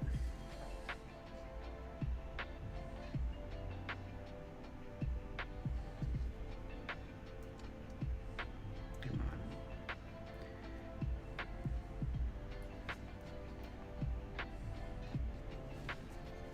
I want to build an Oathmark army. Yeah, the Oath. Oh man, the Oath or the North Star minis are just killer. The Oathmark stuff, the Frostgrave stuff. I mean, honestly, really, in the end of the day, I want to get like all the minis. Just I'm like, my squirrel brain is like, oh, that's really cool. That's really cool. That's really cool. That's really cool. I need to finish Frostgrave stuff. Maybe that after this guy, that'll be the next thing I do, is work on more Frostgrave minis. So that mean, you know, I can play some Frostgrave. Let's see here. So I don't need this here anymore. It's a lovely paint there. All right, now, does anyone remember if he used strong tone or soft tone? I mean, I guess arguably I could use soft tone and then go to strong tone if that doesn't work. But I feel like he used soft tone. Does anyone remember? We'll test with this one, and then we can apply to that one afterwards. I did not see the Frostgrave or the Stargrave kits that got shown off. I have not. I'm bad. A lot of my focus right now has been trying to build the channel up so that I can do like partnership programs. Right now I'm shooting for Creature Caster and who else is the other one? Monument Hobbies. Who actually, I'm supposed to be hearing back from Monument Hobbies for a different reason right now, but I will have to reach out to my point of contact about that first. Okay, so clearly it's not just soft tone. Definitely needs a little bit of strong tone mixed 50-50.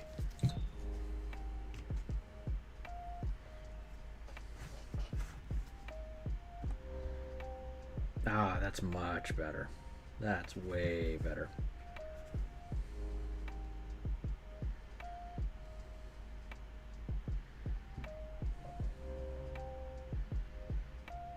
I will say, usually, I'm not the world's biggest Artisans Guild fan. They have a bit of a cartoony style, and I don't say this as like cartoony is bad, not at all. It's an artistic direction, an artistic choice, and has lots of merits to it.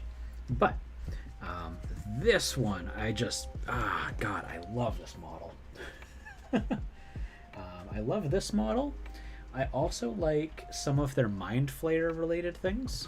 So like I've got this Umber Hulk here that is from Artisans Guild, and it comes with this Mind Flayer guy who like rides the back of it as he's like casting spells mounted on an Umber Hulk, which in terms of like game wise for 5th edition, that's lethal. That is so dangerous. Like, how do you make a Mind Flayer more dangerous? You mount him on an Umber Hulk.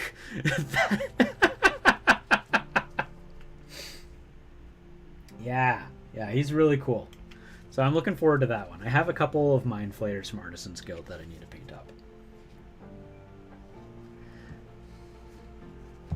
Do you know what is the criteria for becoming a monumental? No, I don't know. Dungeon Journeyman. I was talking with Outsider Miniatures because he is in the Monumental Hobbies Monumental program, but he got grandfathered into it because he was partnered in when Monument and Creature Caster were together. So I'm going to be in touch with Jason from Monument Hobbies because I won a gift card. But when I get in touch with him, I'm going to be asking him about that. And when I find out what the criteria is, I will let you know. Because the Monument program is quite good. Basically, you just have to post on social media regularly. There's no like restriction of you're not allowed to use other paints or anything like that. You get your discount, you get your referral code. There's a lot of good perks to it.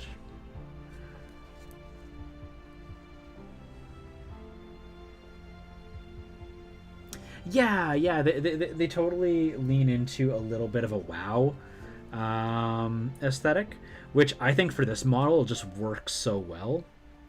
But for other things like their Tarrasque, which is the one that I had, was very much like that. Oh heck, what happened there? Okay, I'm gonna have to fix that. That's a pain in the butt. But you know, that happens. Accidents happen. It's not the end of the world. I can always paint over it.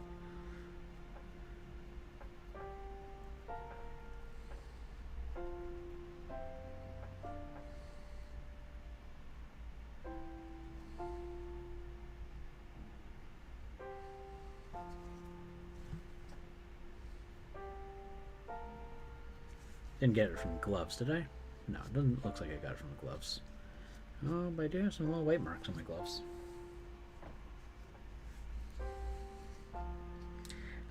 So far, one of my favorites is Archvillain Games. They have just real, like, they have a style that I really like. They did the bear that I painted, actually. That one was a Archvillain Games model.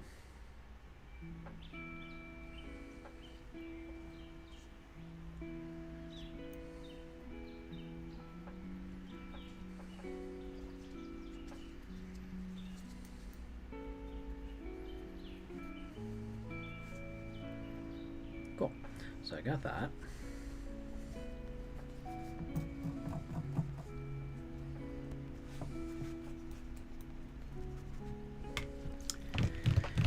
gonna need my sepia, but that's right. I was gonna do this charred brown on the floor.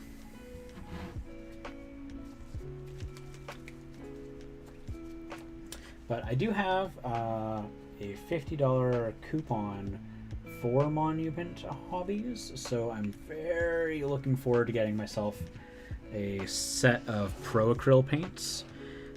I've never used Pro Acryl before, and I'm really excited for both the opportunity to try it out, as well as give feedback. Will they be my new favorite paint? I do not know. But a lot of painters I know are personally huge Pro Acryl fans. I've never used their paints before, though. And right now we're just using a big brush that we don't care too much about. We're just trying to spread this paint all over. Not let it build up in any areas too much. Just really just get it all over the place. I have the base set, transparency, and expansion 1. Ooh, that's exciting. So objective results app, it is not COVID, so it's really just the flu. That's good to hear. Yeah, I mean, obviously, like, some people experience some symptoms that are different than others, but I think one of the big giveaways is, like, if you can smell still and you can taste still, it's probably not COVID.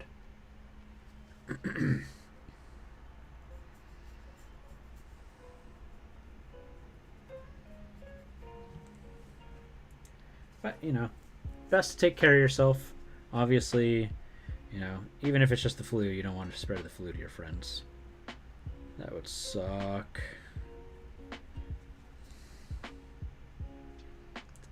But, you know, stay hydrated, have some chicken noodle soup, some acetaminophen.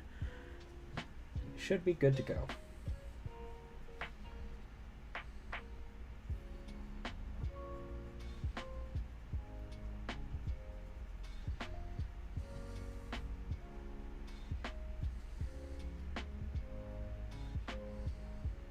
Should have done that first. That's okay. My brother had it twice and he had no such symptoms, could barely move out of bed. Sitting up was a pain. Whew. Your brother had COVID twice, eh? So he must have had 2 different variants. That's really rough.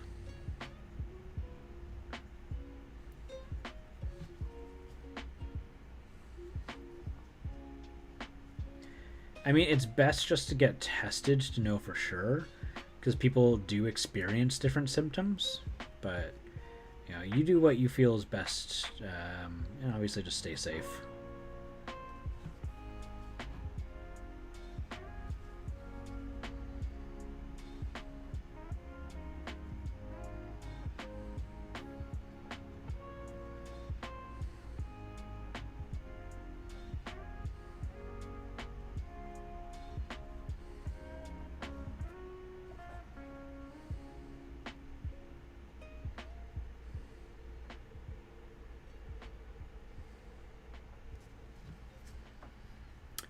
They paint way brighter than they dry, so that's a thing to watch out for. Otherwise, they're really nice. They mix super well, each with each other and water. That's really nice, because I do know that certain paints do not like water whatsoever. For example, I know that my Vallejo and my MSP, they don't mind water so much. Army Painter does not like water. Does not like water. They are not friends. Slow Fuse recommends not using a wet palette with them, but in my experience, they keep my wet palette way longer than any paint you've used. Yeah, I'm pretty sure Outsider uses them with a wet palette. So I get infected by the same variant several times. The standard antibodies don't last very long.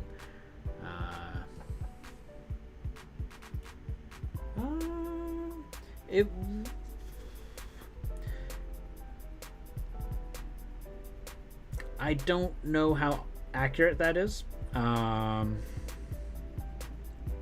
Because the antibodies that you generate from your vaccine, like, are like that's what the vaccine does, is it generates antibodies from within your body. I also know that a lot of countries have far more variants in them than they anticipated. So within my province, we thought we only had 2 or 3, but we had, I think it was 10 different variants or more than we had realized. Plus, variants are super easy to be generated.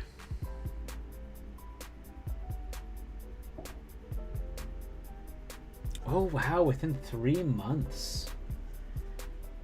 What? That's so weird. That's crazy. Okay, well that's fascinating. That's very fascinating. I wonder why your T memory cells have a hard time with the vaccine, or with the virus. That's bonkers.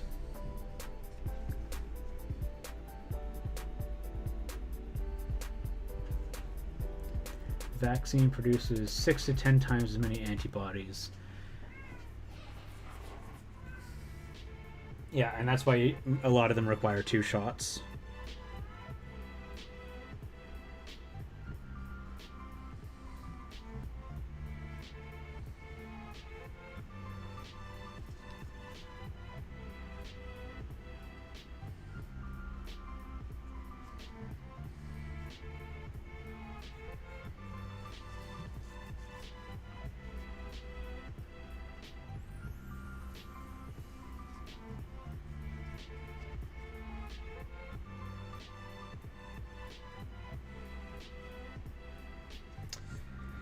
Man, it's a scary virus.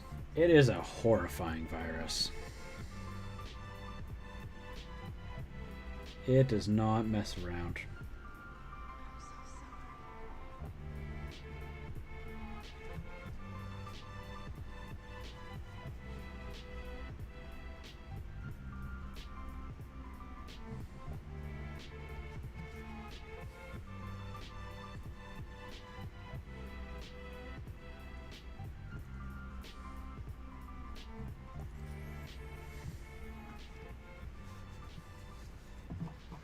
Who is horrifying? Oh, you know, we're just talking about the Big C. Don't know if you've heard about it. Came out last year in March. I'm kidding. No, I was just saying the virus is horrifying because Loki was telling me about how his brother had tested positive. He got the virus, and then 3 months later, he no longer had the antibodies for the virus. And so he caught it again. And that's just terrifying. That's a horrifying prospect. They're using new technology. They're just infected with dead weakened virus. It has more steps where it's targeted after. Fascinating.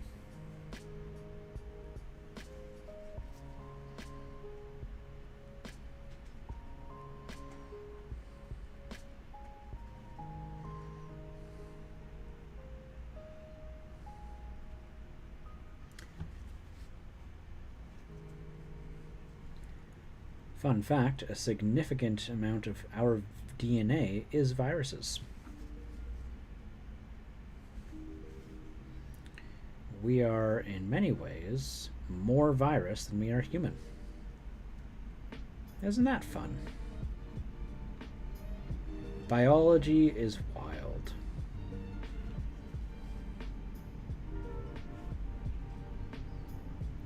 Yeah, but on a happy note, how are you, Mark Mania? Can I call you Mark? Or do you prefer Mania?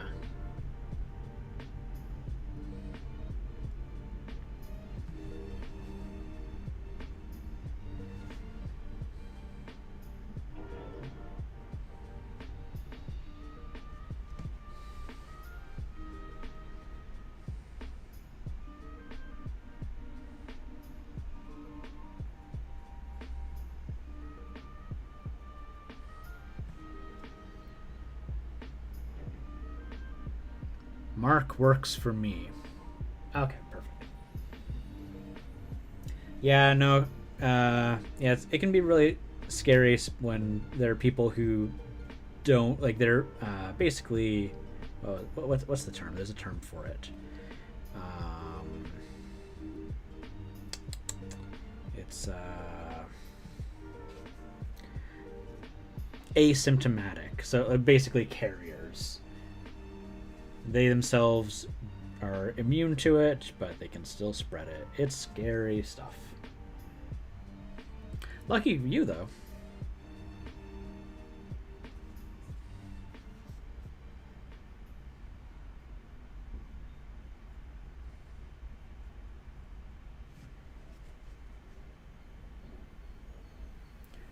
Working on any fun projects, Mark? Doing any paintings? And likewise for you, Dungeon Journeyman. I don't know what you're working on right now. Are you back and working on your giant?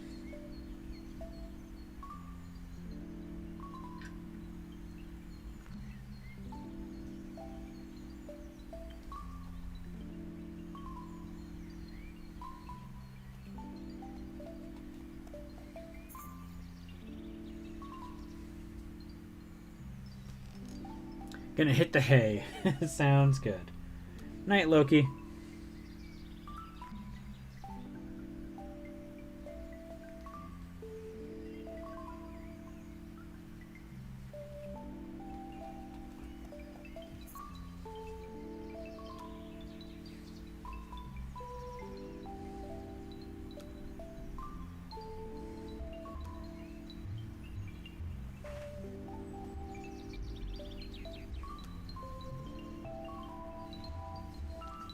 On a good note, they're studying my blood for antibodies. Serious? That's cool.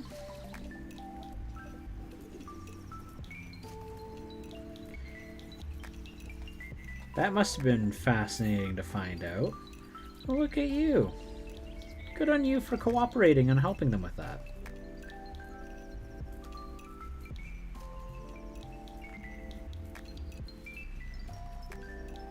Still working on the Hill Giant. Been switching your epic encounters kobolds and to avoid getting burnout. Nope, that's fair. That is fair. I got burned out from my Storm Giant, and after my catastrophe with his base, I've kind of not wanted to pick him up ever since.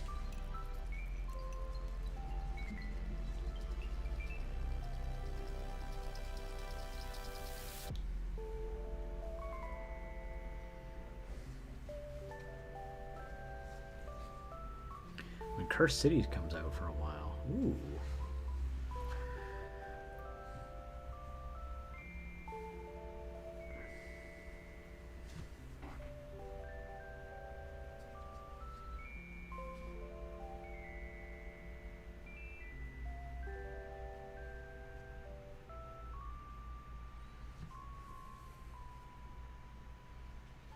Working on War Machine Commission. I would argue that is exciting. I love War Machine models. I think they look really cool.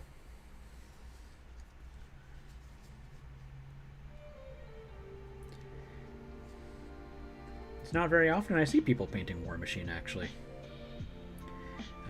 I ordered the Horde's Gatorman Soul Slave not too long ago because I just thought it was a super cool model. I hate the name, but I love the sculpt. Like this zombie gator man who's tied up and shackled and rope and chains. I thought it was super cool looking. Yeah, I would call that wood as well.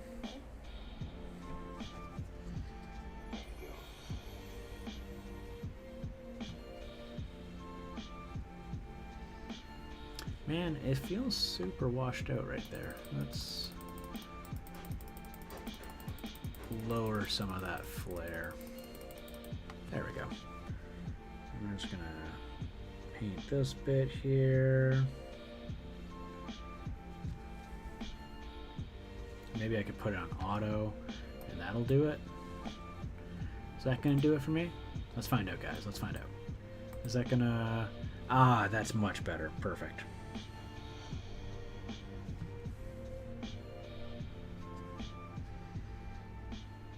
I had to turn auto off for a little bit because every time I pulled the model close, it ended up just blinding people.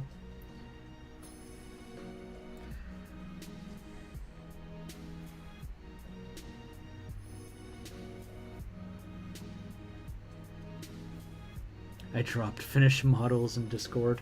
Oh, fantastic. Let's go take a look.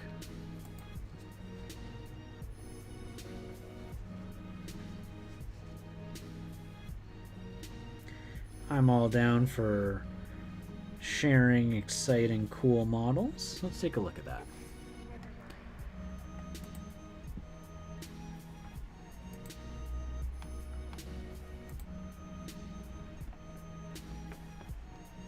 All right, and then let's go here. What do I have in this? Is that's Discord? Perfect. All right. So let's take a look. Huh? Is that showing up? Why is that not showing up? Discord, yeah. Ah, there we go. Oh, come on. You're gonna be like this with me?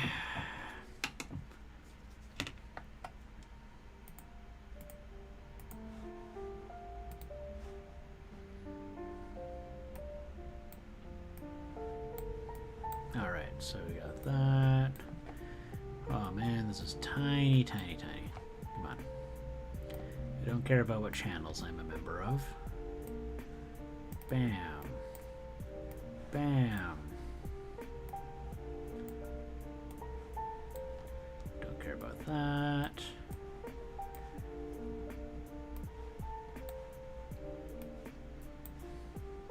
Probably be easier if I just did it some other way, but that's fine. Hi, Zoom. I see Orky. Yeah, Orky. Yeah, I'm in Orky's server. Doesn't matter too much what servers I'm in, but yeah, I'm in Orky's server.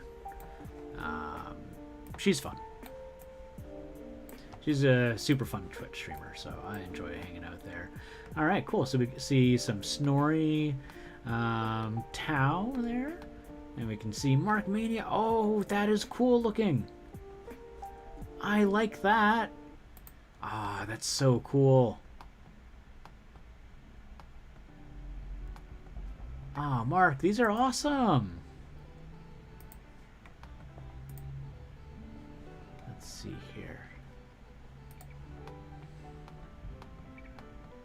Ooh, that is a good looking axe. Very nice. Yeah, she's a fun streamer.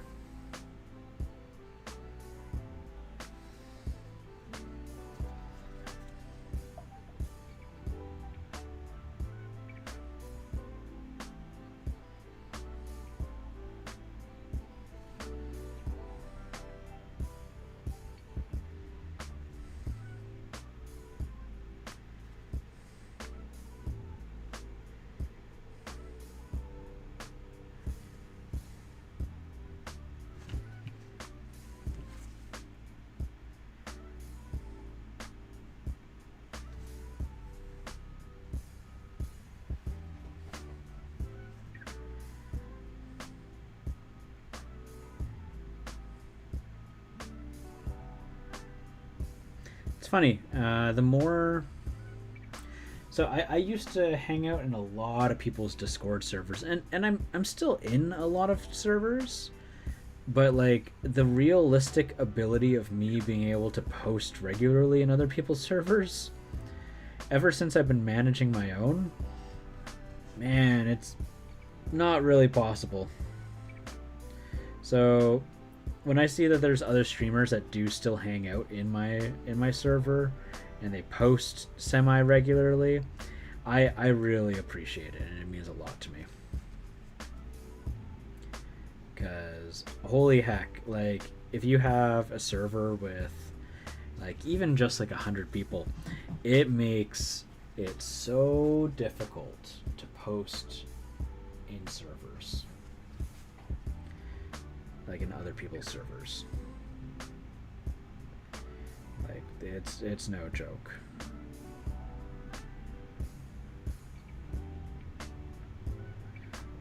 Like I still try to hang out in the Brush Coven when I can.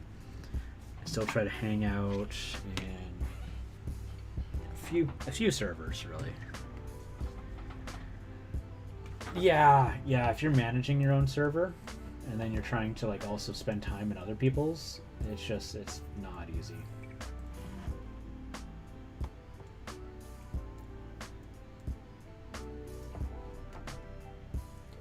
So like I try to post like some of the things I'm working on. I try to spend time in the Hangouts, but like really it's seriously hard.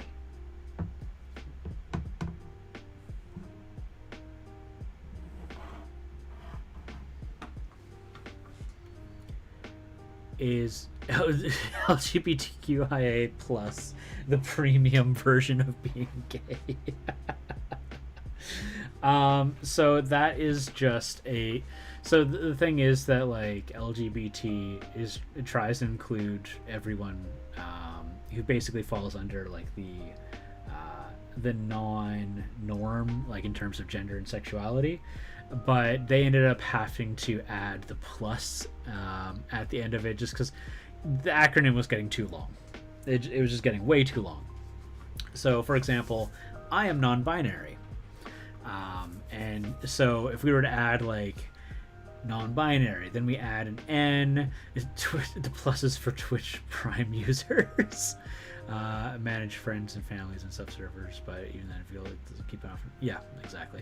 So I'm non-binary, so then add an N, and then there's like asexuals, and that would add an A, and I think that is what the A there is for. And then there's like genderless, there's gender fluid. It's a long list of people, right? And so sometimes you just gotta add a plus at the end of it and be like, yeah, no, like it's for everybody. Just trust us. So that's why I have that there. Where is my... that thing I like using for like just tattered robes and loincloths?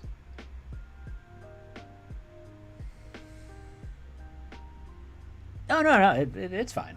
It's funny. Let's see here. Where the heck is that?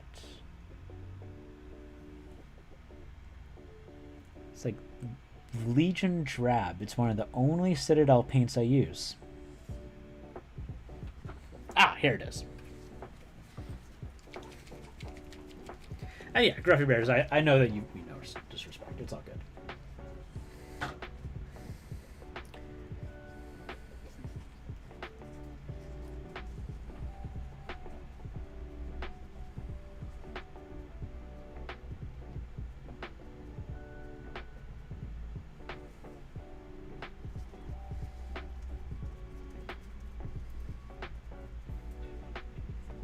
No, exactly. Not everyone knows. Yep, that's totally true. I vouch for you. I vouch for you.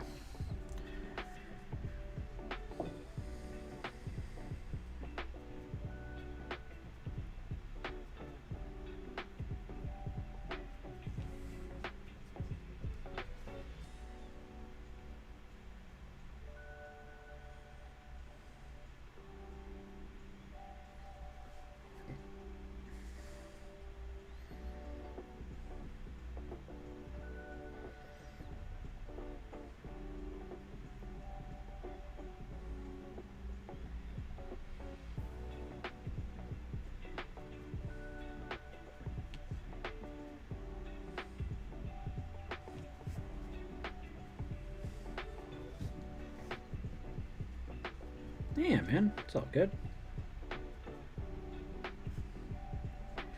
Oh my god, it's literally one cloth. It's not even all the way wrapped around him. I'm realizing that now. He's got rope. He's got his loincloth is just hanging off rope. Oh, jeez. Got an exhibitionist ogre here.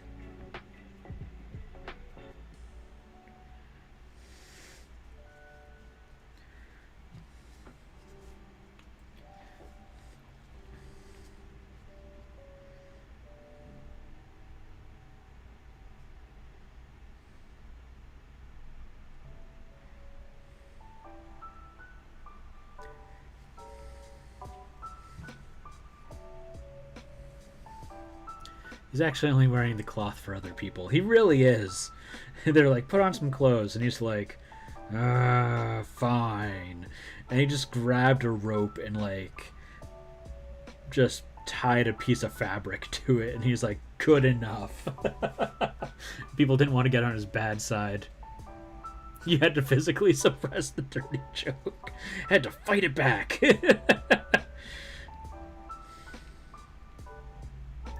Fine. You know what? You want to DM me that joke? I'll read it. I'll laugh.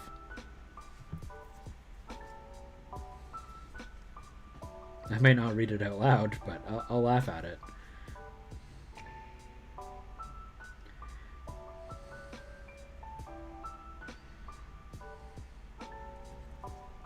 All the sailors kept getting distracted by his excellent bottom.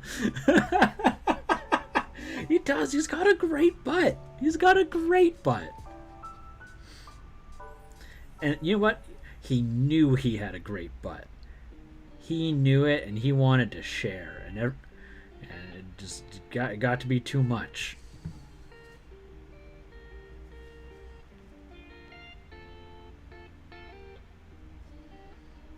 Maybe he's a bard. He's like a bard that is like all strength.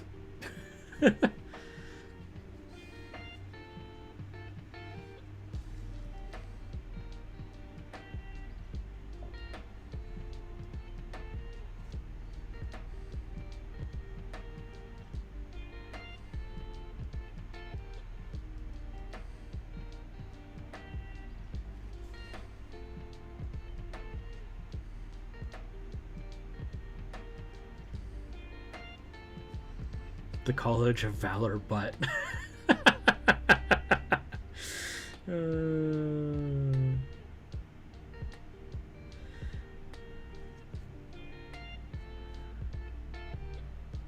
Singing shanties in time with the cannon fire.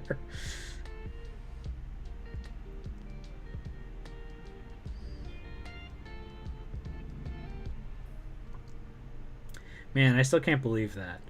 What did you say it was? 8d10 as a cannonball? Oof.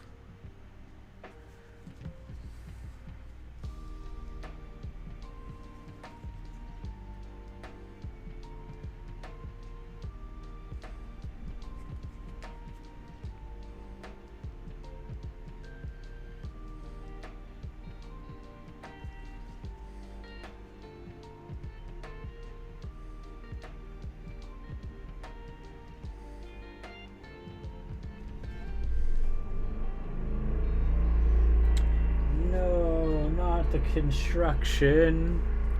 8d10. Oh, jeez, that's just too much. That is way too much damage. Right, I need to open up that panel again. Where is it? Here we go. Manual. No. Do it after priority. And the exposure time is not 78. Don't give me that.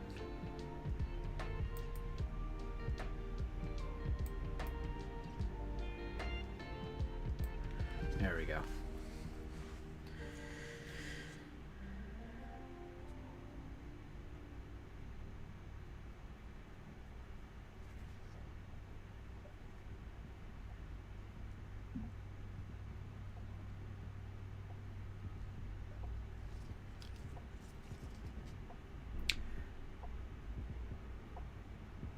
Man, I would say I'm having just a blast with this.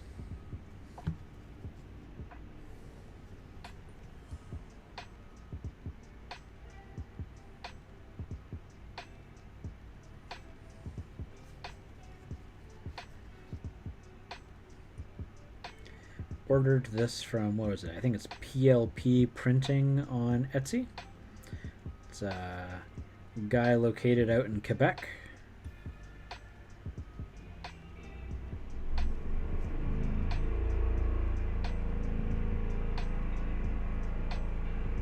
Printed by the Quebecois. I guess realistically it's a line weapon. Oh, that's so true, Gruffy. That is so true. Like, I think like the only things that's gonna stop it is like a gargantuan monster, maybe a huge monster, and like, I have to think about that for a moment. Because like I don't think it's gonna punch a hole through a dragon, but, or at least an ancient dragon. I do feel like maybe a hill giant would be able to like not have it blast through it. But like if you shoot like that in an ogre, oh, that ogre's gonna have a hole in it. Or it's gonna like lose a leg. Like one meat bag's not gonna stop it. Oh jeez. You're not wrong. You're not wrong.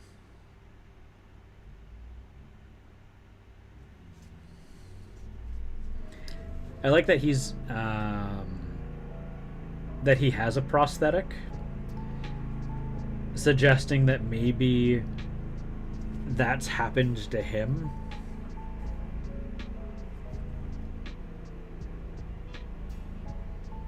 Yeah, like I think a large construct might be able to stop it. But like you don't want it to get too wordy. So I would say like it's a line weapon, but if it hits either a huge or larger creature or a metal or stone structure, then it stops.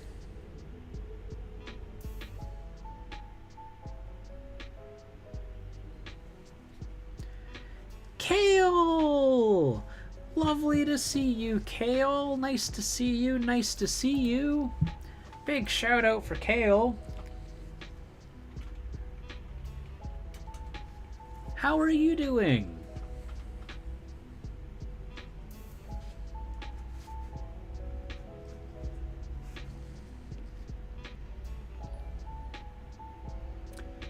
Oh, thank you. Thank you for the likes.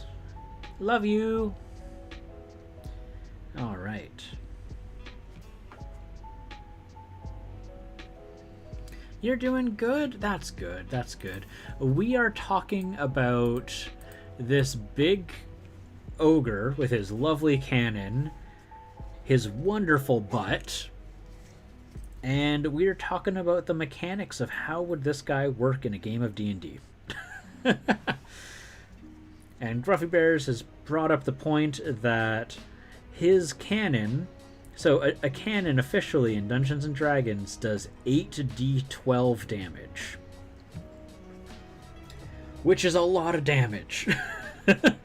that is going to kill a lot of wizards. Like, that's going to kill a lot of high-level wizards.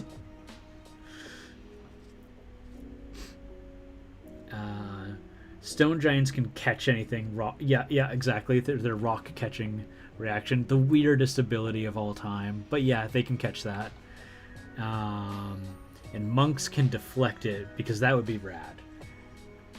Yeah.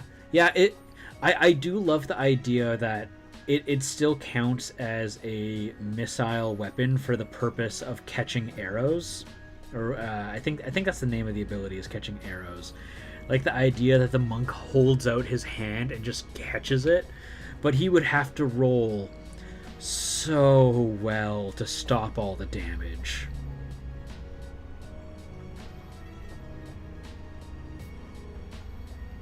But yeah, if my monks ever asked, can I catch the cannonball, I would be like, yeah, you can. Roll your deflecting arrows ability.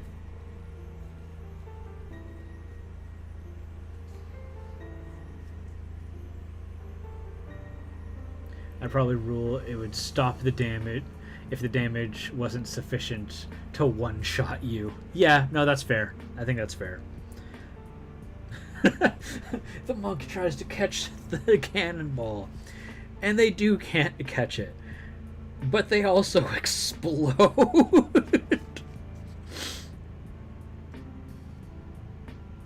Oh man, I haven't played D&D in so long. I really want to play some more D&D.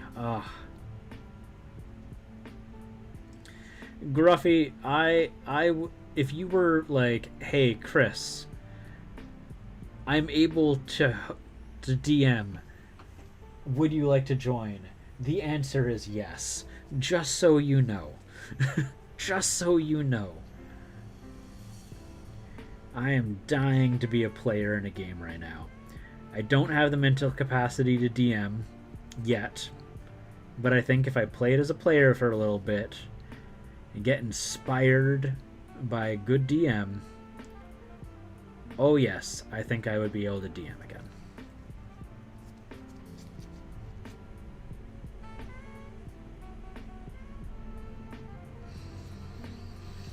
Can I catch the cannonball? I don't know. Can you?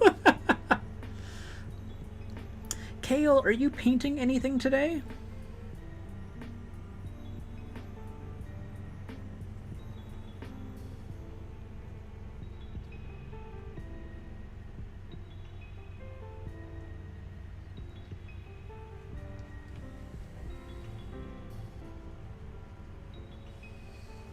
I am working on some salamanders. That's exciting. Kale, do you play D&D? I know that you paint Warhammer, but aren't necessarily knowledgeable in Warhammer. So you were mentioning something along that. Unless I misunderstood, I may have misunderstood.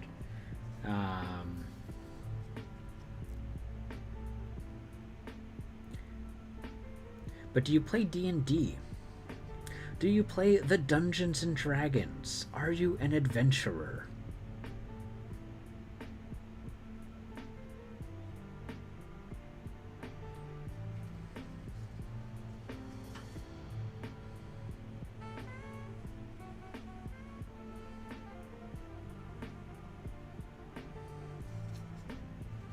Well, my current game finishes. I will keep that in mind. Please do. That also appears to be part of the wraps.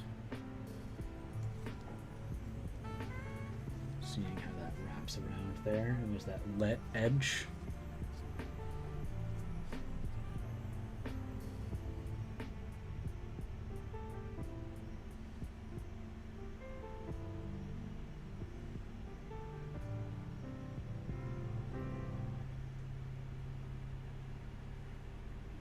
Yes, at my current mental capacity, the best I can DM is like a one-shot. Which maybe I should do again sometime soon.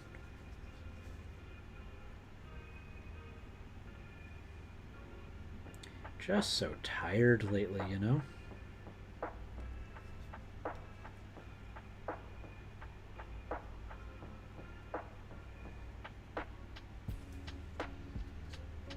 I started learning, but every campaign would kind of just stop and never fully got it. Oh, that's unfortunate. Yeah, a lot of campaigns end up dying pretty early on. That's pretty common. Unfortunately.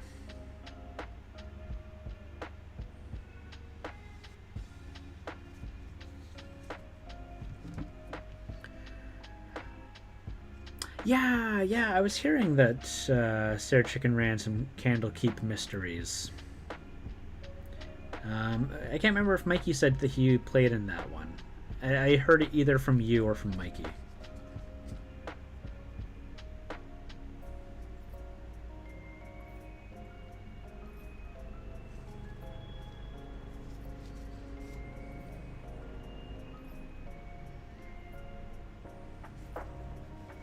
I've yet to pick up that book. I should soon before the special edition one sells out.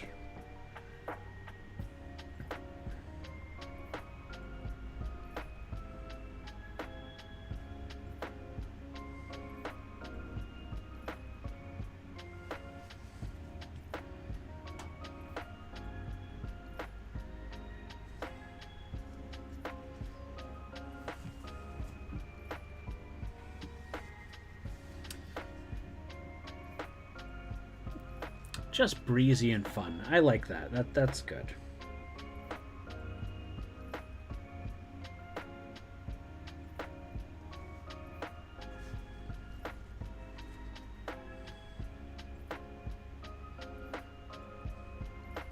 I will say, painting this mini so far, going a lot faster than I anticipated. And it has been a fun model. Look at this guy. This guy is so fun. He looks like he knows how to have fun. What would you play next game-wise? Do you mean like in D&D? Like what kind of character would I want to play? Like class and race and the whole character creation? Because the funnest character that I have played as a player, I like a little bit of the silliness. I like playing big dumb meatbags. Gentle, kind, heart of gold, but big and dumb. So I played on my bachelor party. I got to play a one-shot, and I played a half-orc barbarian paladin. His name was Bachelor. He was the son of a bard, and he had a half-sister who was half-elf, and they shared a human father.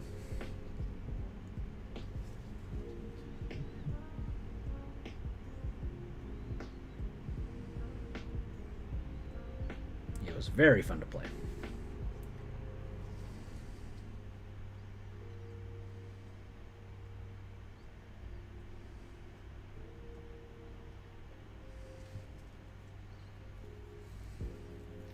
Yeah, good himbo. That was. I remember him mentioning that. Yeah. So during the game, we were doing a. It wasn't Curse of Strahd, but it was a Ravenloft adventure from 2nd edition, but it was modded to work well for 5e. I don't remember the exact name of it, but we went into the city, and we were told that there was a basically a zombie plague. There was a necromancer, and when we first arrived, there was a funeral that was happening. And the coffin was like shaking, and it was wrapped in chains. And so I saw that, and I was like, somebody's locked in that coffin. And so I ran over and I attacked the coffin to open it up, and a zombie popped out. And DM's like, what do you do? And I'm like, can I attack it? And he's like, yeah, sure, you can attack it. And I was like, cool. I attack it and I use smite. And so I had this big like two-handed great sword, and I smited it, and it just exploded. Because I did like, I think I did 10 damage with my sword, and then I smited it, and because it was undead, it got like the extra damage for being undead. Yeah, in short, the zombie died very fast, and it was meant to be like an entire encounter, and I just ran up, and the guy's name was like George or something, and they're like, or Frederick. I think it was George. I'm gonna say it's George. And so because the zombie was referred to as George by the priest, my character came to believe that all zombies were George or Bob. I cannot remember. I think it was Robert. So I walked around being like, hello, my name is Bachelor. You may have heard me. Slayer of Robert. and and I would walk into the houses and I'd be like, do you have a Robert problem? And that's how I went. It's honestly something I have to remember when designing encounters. Oh yeah, they just, like, undead and fiends just ended by barbarians, or not barbarians, by paladins. But yeah, so the idea was I would go into a rage and I would keep smiting things. And I would do like reckless attacks because I was trying to get those crits, right? I was hunting for those critical hits. And when I did, I would always have a smite saved up for it. Because, I wanted to have fun, but I also wanted to be effective. I was there to be a big, dumb, lovable idiot that is really good at destroying things.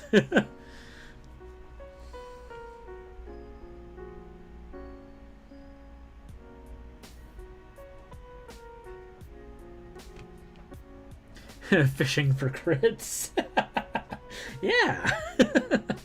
Because if I doing reckless attack and I've got multi-attack, that's a lot of attacks with advantage that I'm gonna get a crit. And I'm gonna smite.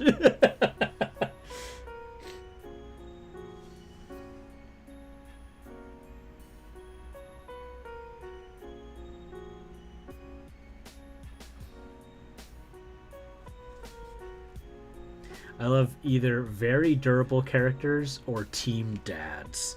Oh yeah, the ones that like wants to make sure everyone's taken care of. Be like, are you okay? Are you safe? Well, we got to go do this thing because it's what blah needs for their thing. Yeah, no, it's good. Like teamwork. You got to have teamwork. I am past. I did edgelord once, and I was like, no, this sucks. Like, they're not playing with the rest of the team. I don't want to be an edgelord. But, you learn that by playing at least one edgelord character,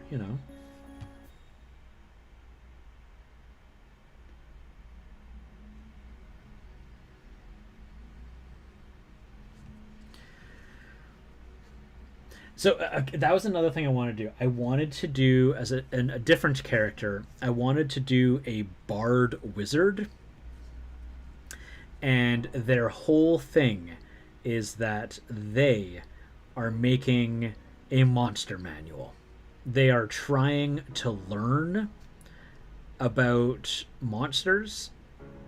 And so they have a whole bunch of like debuff spells. Nothing is lethal because they are not there to try and kill the monster.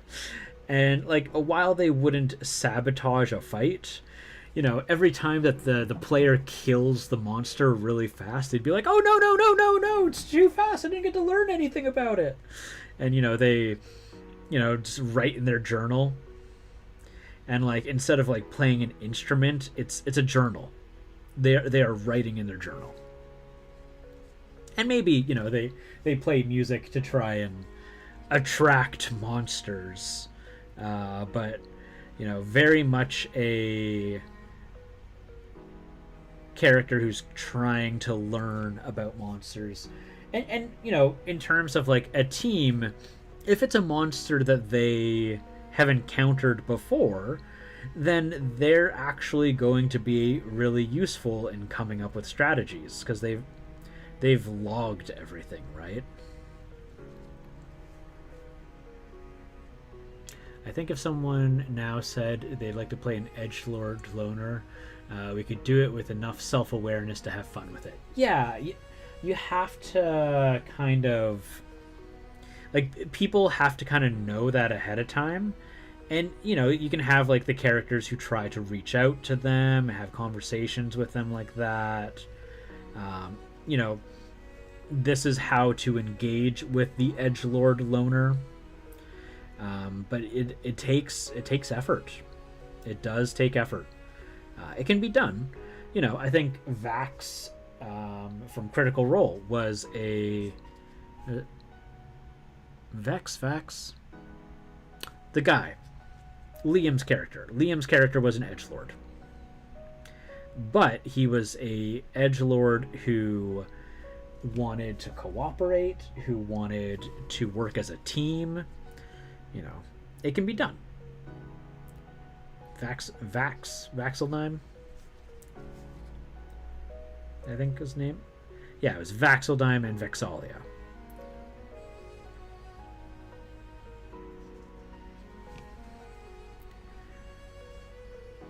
You don't know a thing about Critical Role? That's okay. No one needs to know about it.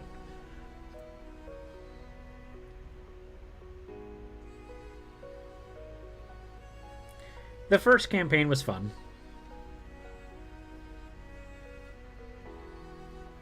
I watched like the beginning of the second one and I towed it off. I was like, this is cool, but I think I'm about done. I've had my fun. If I recall, I think I remember Mikey mentioning the same, and that it's Steven that's the knowledgeable one about the crit roll.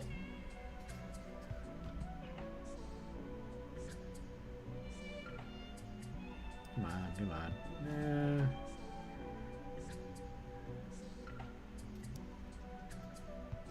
Yeah, that's good enough. Yeah.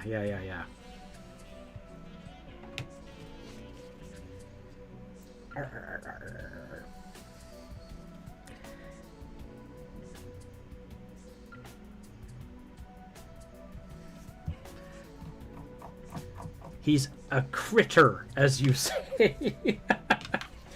Ah, yeah.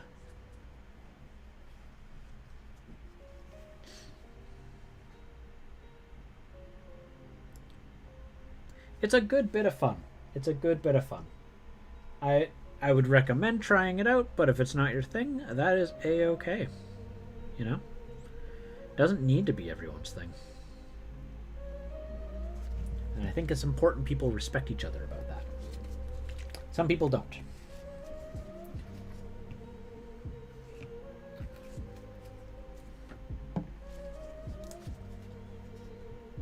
It's mostly the length. Oh yeah. Watching like 4 hours at a time. Oof. It is not short. But it's engaging. It can be really engaging. But again, doesn't have to be everyone's thing.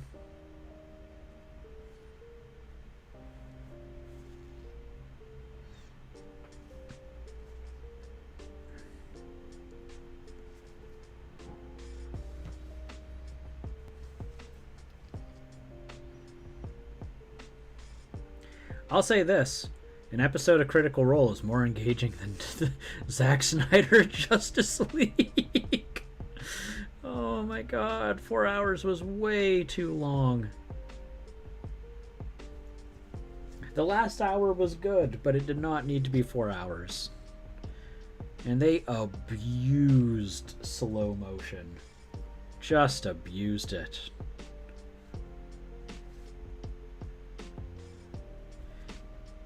Every scene had something that was slow-mo.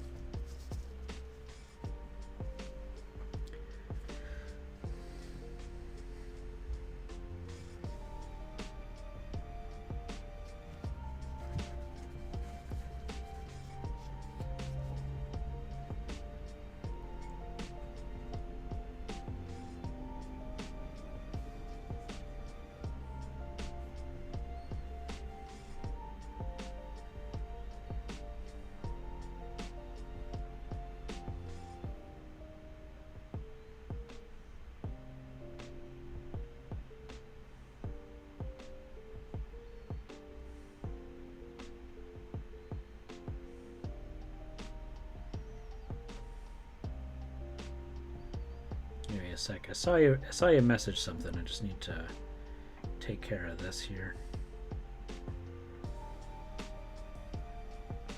I see ya. I see you. I'm not forgetting about you. Oh, is that butt brushing? Given that I had sort of limited patience with Adventure Zone, in our I can't watch Adventure Zone. I don't find a huge amount of fun with Adventure Zone. There's another one too. It just isn't my cup of tea. The first season of Critical Role was like the only like one that I've had any success with. I tried watching what was that one? Dimension 20. Tried watching that. Couldn't really get into that one. I've given a few of them a try. I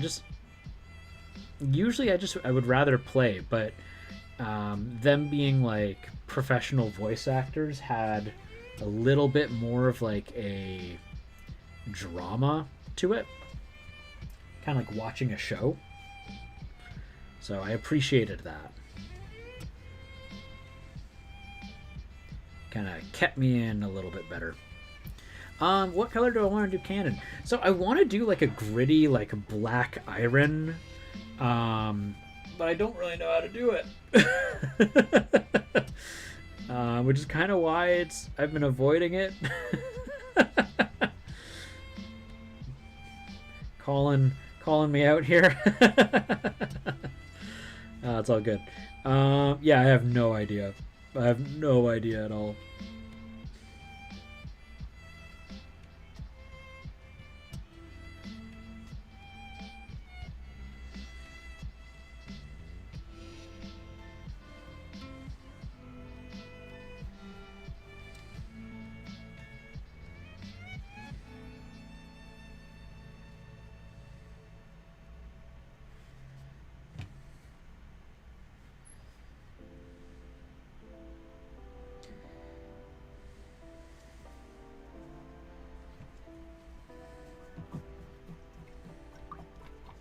I like that you used the Mikey emote too for that.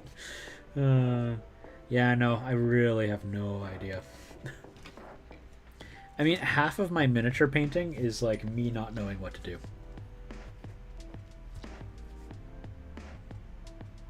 So if you're ever like, I don't know if I could do mini painting, I don't know what to do, that's okay, I don't either.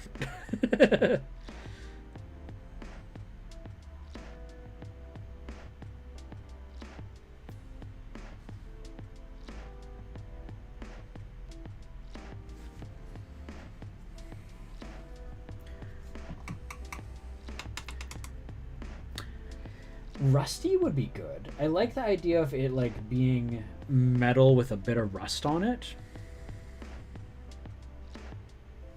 That could be fun. And I love doing rust.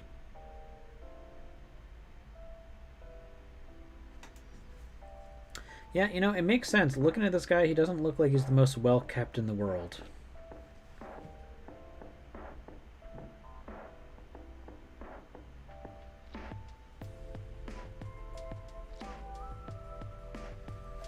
You know, and including the fact that he's an ogre.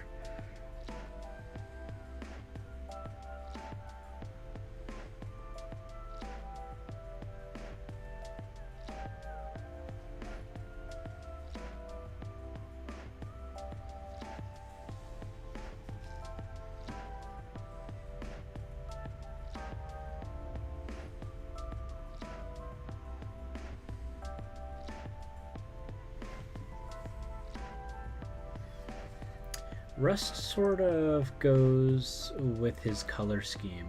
Yeah, no, Rust totally would do it. Rust would go really nice. Oh, it's so wet wash there, so I want to avoid that.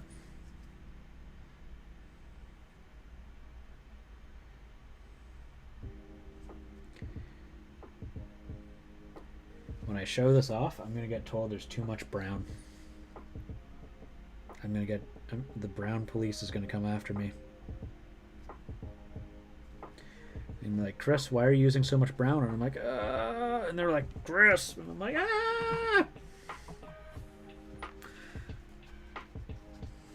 gonna happen.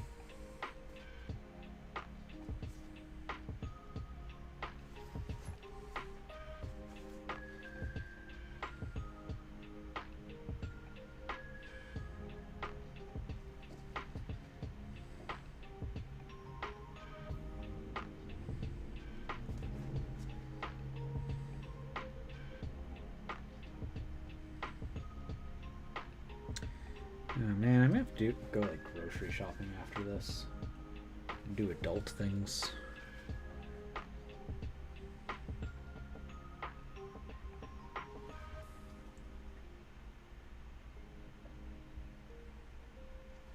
What are your guys' tests looking like for your big C results? Over here, we are in. We have surpassed our numbers from October, November, unfortunately.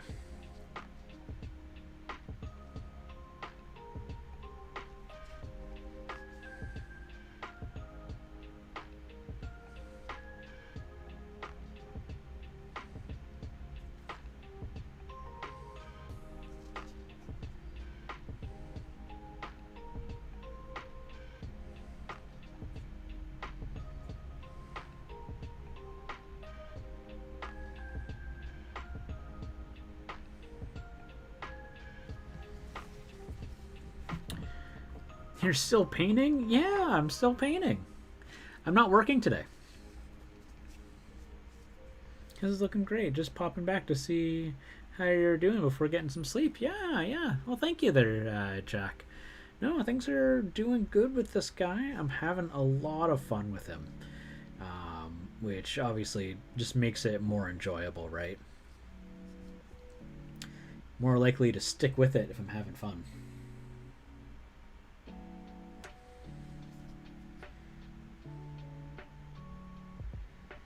And I'll tell you, like, the large cartoony proportions of him really actually make him funner to paint.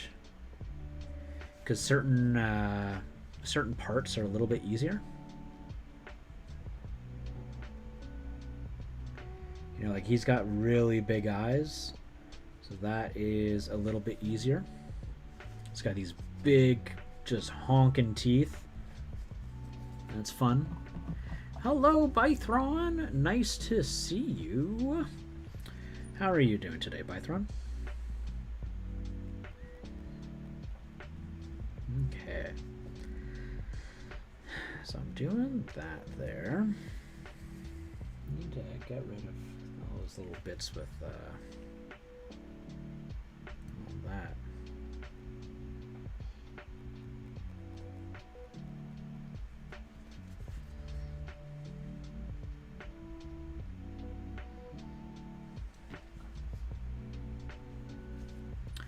Good night, Mellow Miniatures. I am okay. Darn cough, though. Oh no. Are you... Do you have the thing? Or is it allergies? I hope... Regardless, I hope you are well. Take care of yourself.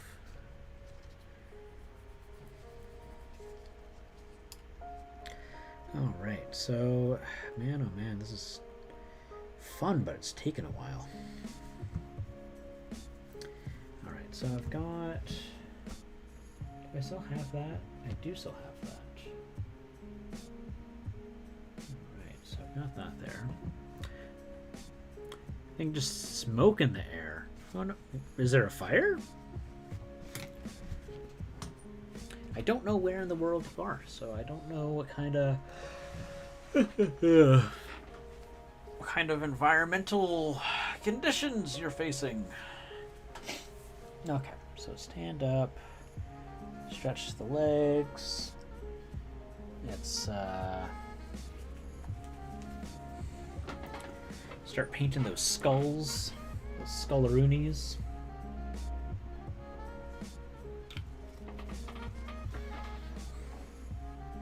Start off with a little bit of plague brown.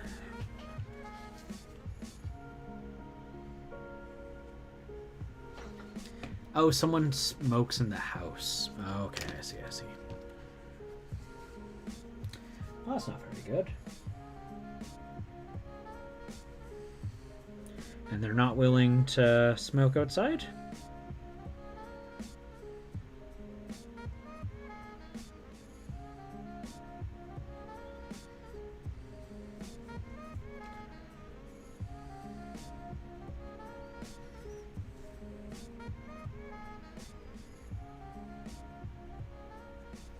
Nope.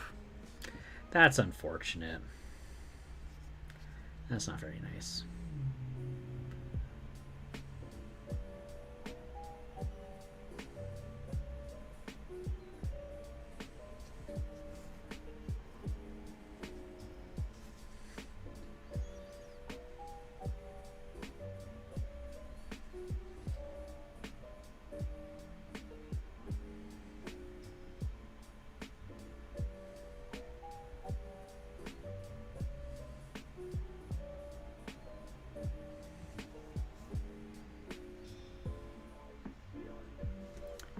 So fans to help counter it and help clean the air. Yeah. Sorry to hear that. You have to do that at all.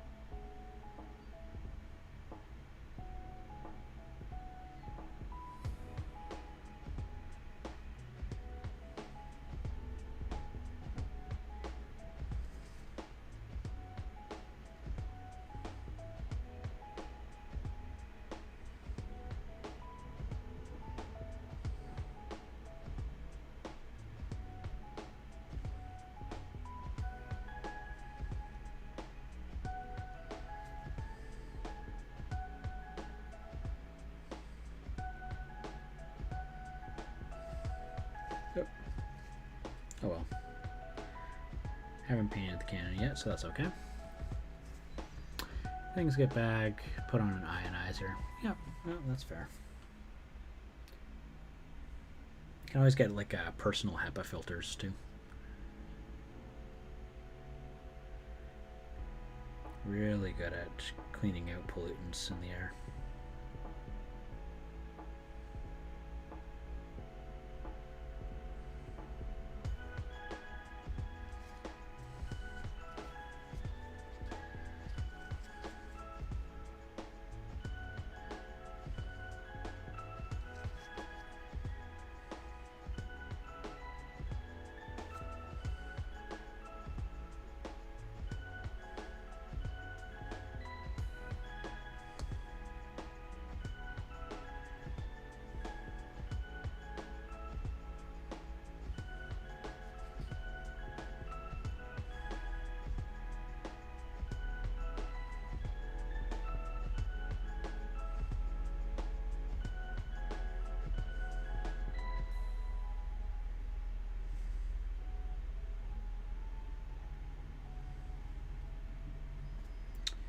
This acrylic brush is starting to get the infamous curl. Been getting a lot of love out of this brush, so not terribly surprised to see it happen.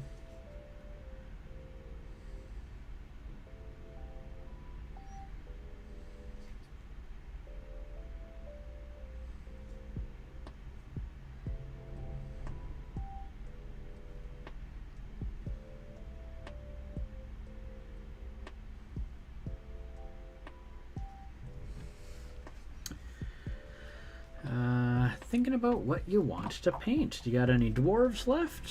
I think I remember you were saying you had 3 dwarves left, unless you've already painted those, of course. Which the speed you paint at, wouldn't be surprised.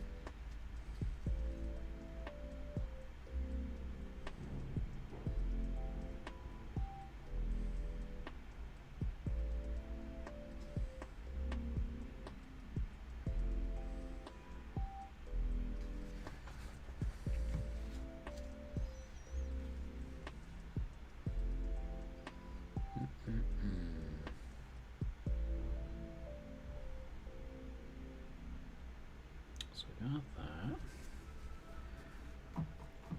Hey, Warlander! I've gotten a lot done aside of you. Gotten a lot done aside of you today. Primed every single orc base. Hey, Bythron! Only 3 dwarves. I kind of took yesterday off from painting. I do have some Gondor. Well, under TV, I'm just okay, just under the weather. But I thought I would relax and paint something.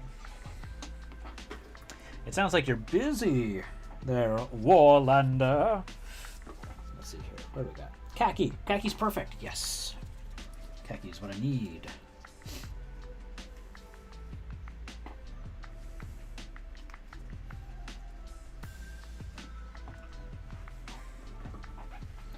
All right. Ugh. So, oh, what is that?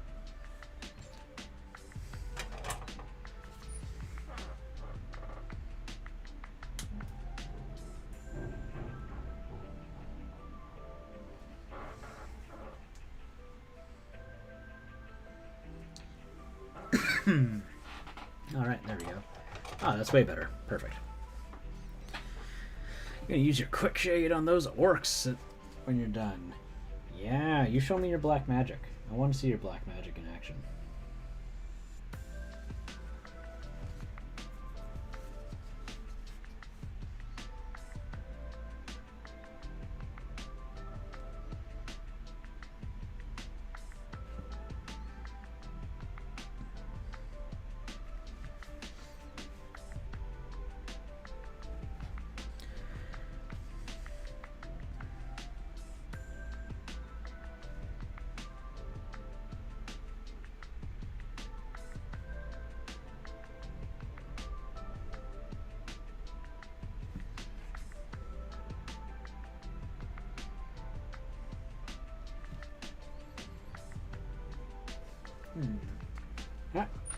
There we go.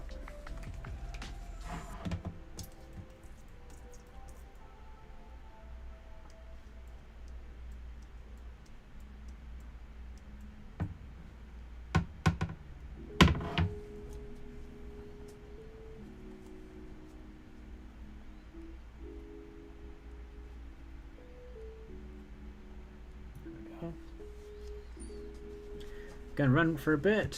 Son wants to go to Valley Village and look at treasures. Ooh, exciting. Maybe we'll find some old hammer goodness. Oh man, if you go to Valley Village and you find like a warhammer, I'm envious. But it's true, you never know what you're gonna find at Valley Village.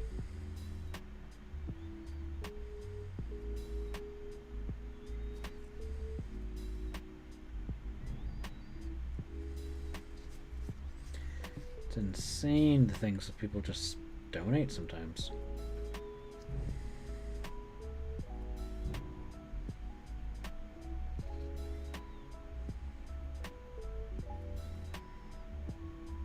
So your son's still excited about space dwarves?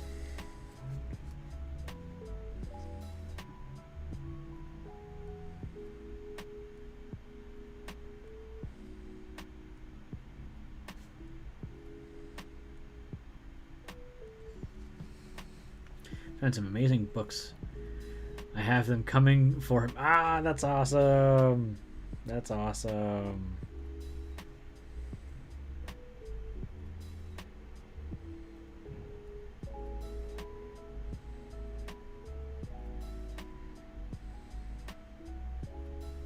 Oh, heck.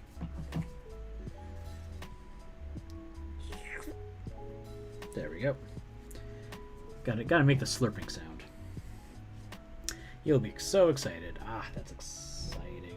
Ah, no, that's too much water. No, not water in the paint. No. That was too much water in the paint.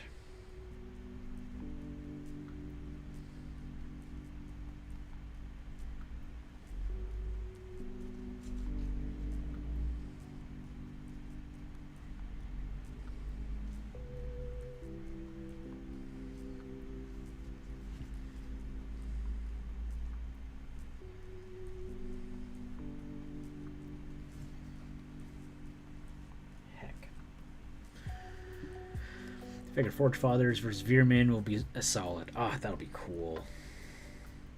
Are you guys going to be playing Warpath itself?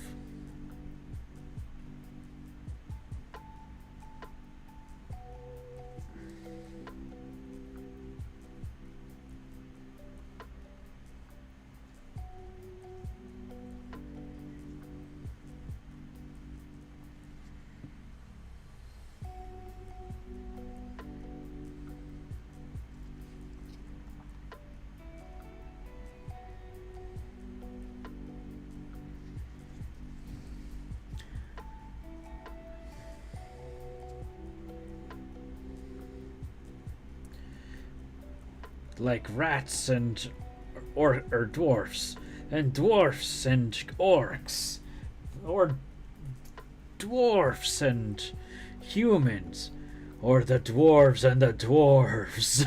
They don't get along.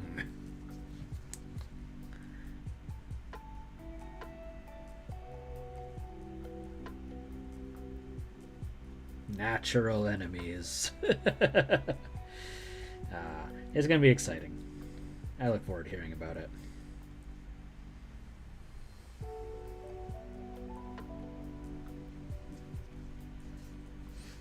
it. Nature's diplomats. For sure. Yeah.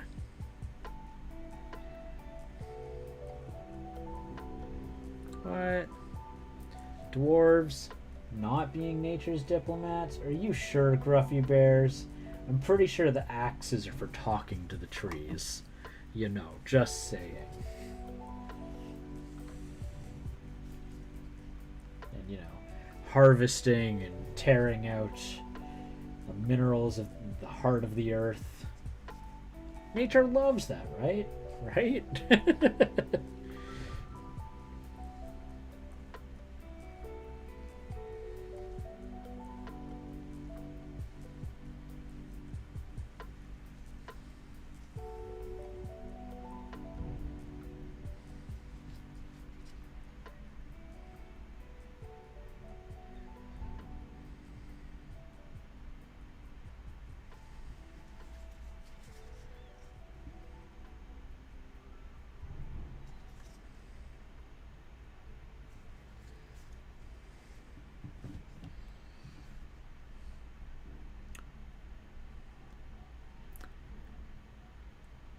Yeah, axes speak one very loud word. Chop.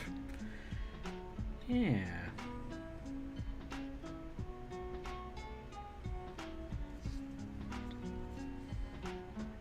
I mean, dwarves don't exactly preserve their environment, so to speak.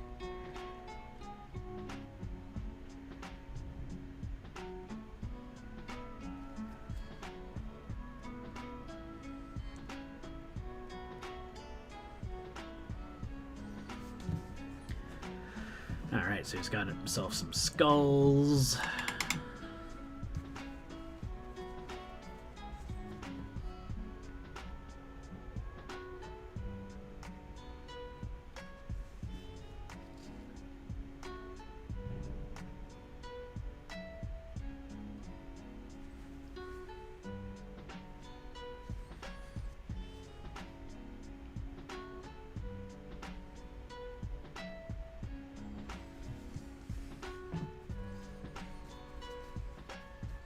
I don't see you in a bit. Have a wonderful day. You too there, Warlander. It was lovely to have you drop in by.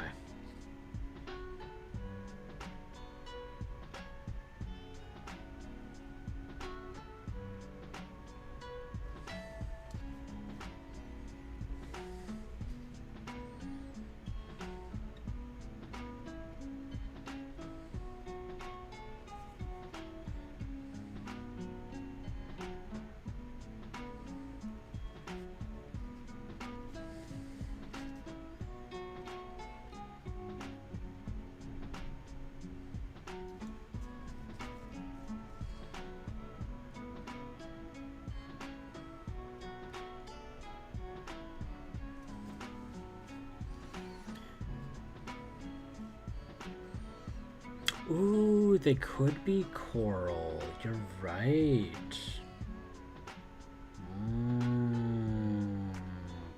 Because I've been thinking about them, and I was like, should I do them as bone? Like, trying to figure out, like, what should I do? I like the coral idea. Because I do want him to have a little bit more color to him. I'm just trying to, like, struggle, like, what can I do besides... lots of browns and tans. As you can see, that's happening a lot here.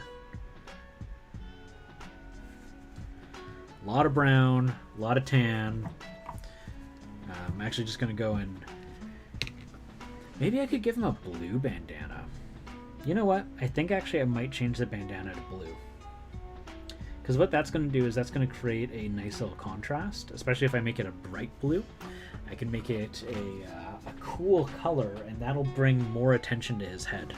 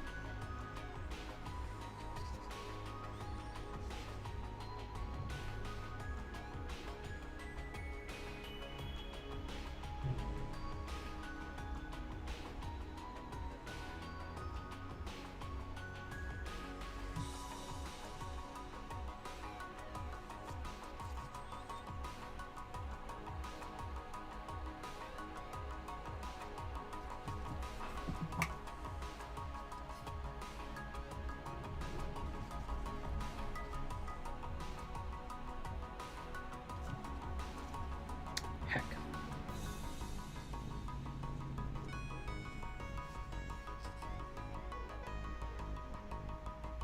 There we go.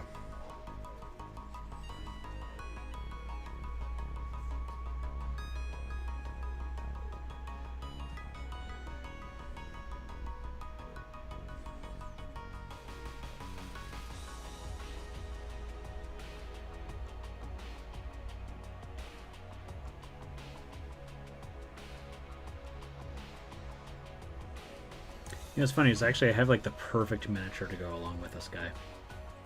I've got a big like bipedal pufferfish.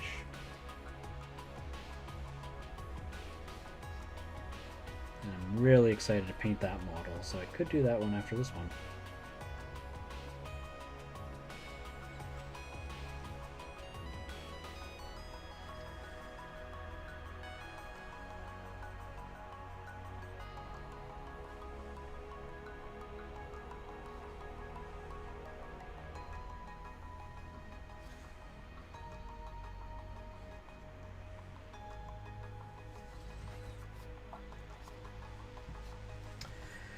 Alright, so let's grab, before I do anything else, I do want to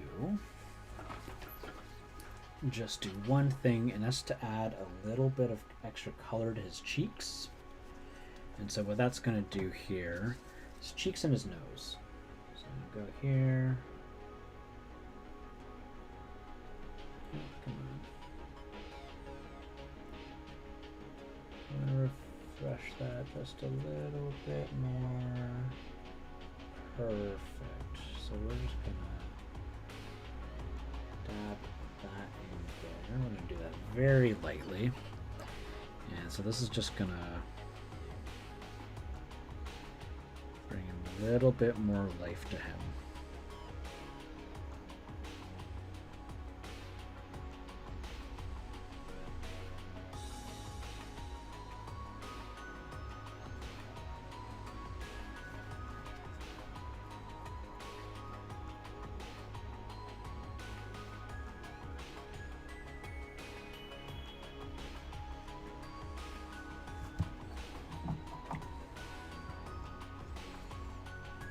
It's a little too much.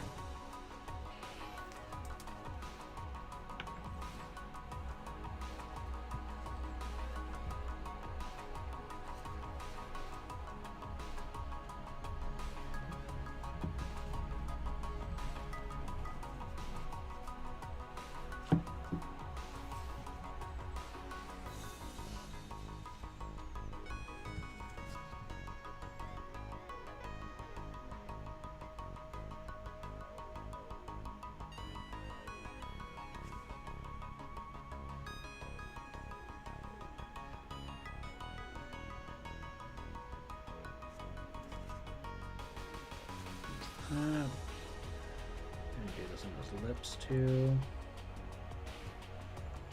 Just a little bit more.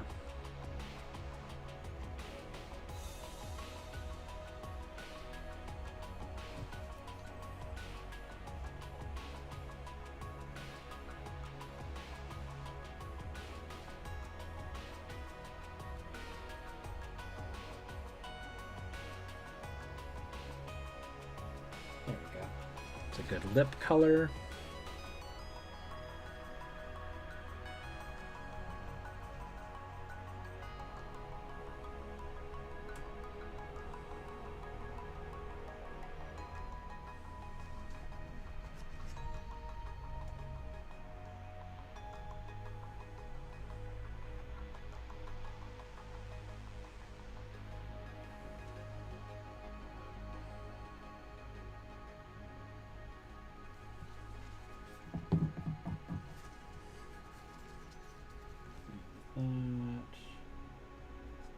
Fix that tusk up that I just painted over.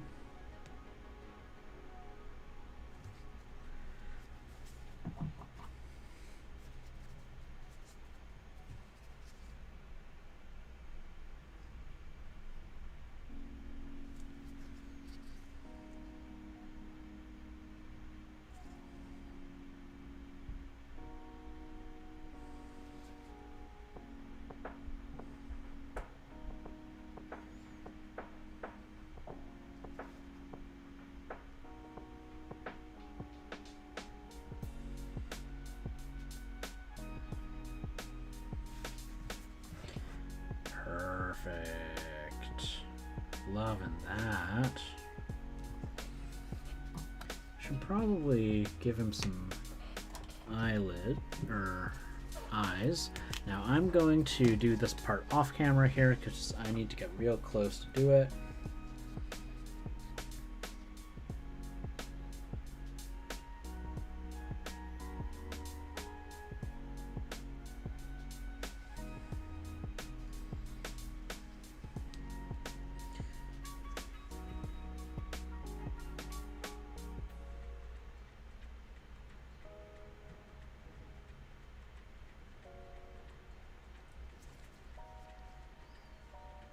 Look at that.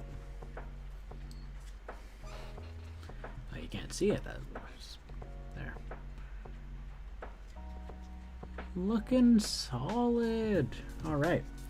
Now let's start doing that that blue bandana that I was talking about. So I think on the peak highlights, I'm probably gonna want that to be about as bright as the whole thing gets. And this is a good mid-tone for that. And we'll go with this P3 paint as a base.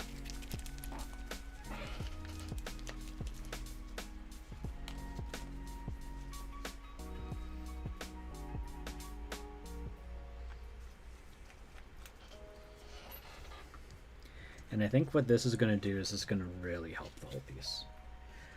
So I'm going to switch my brush. I'm going to use something a little rougher.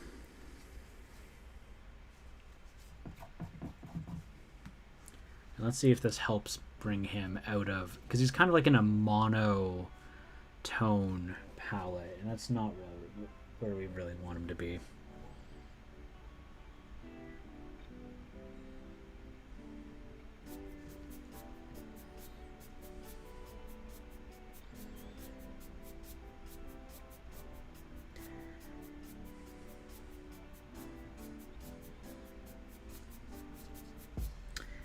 Wanted to go with, you know,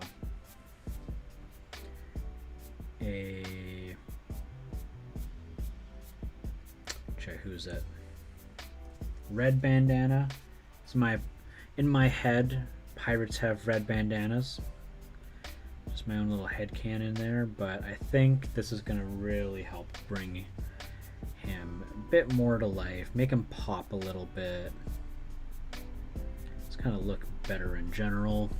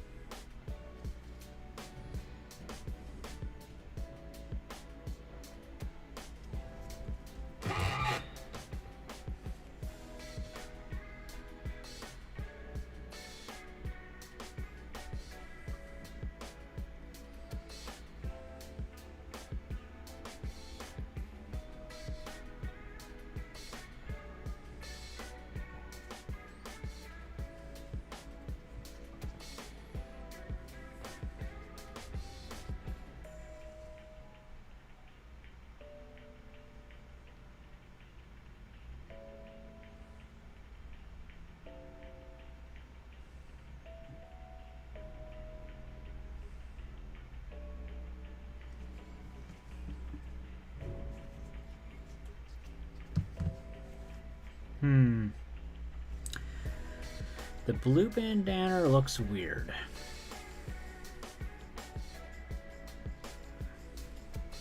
We're gonna keep trying, but it looks weird.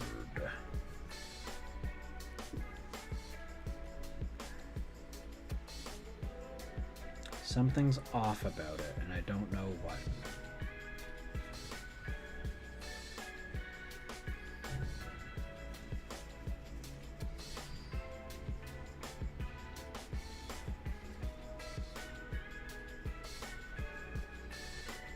Polka dots. Could do polka dots.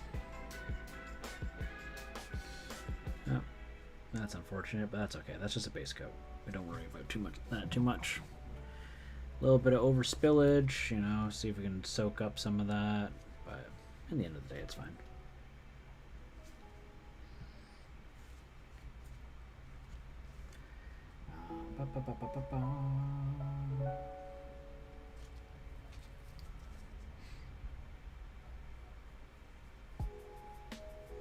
Let's see here.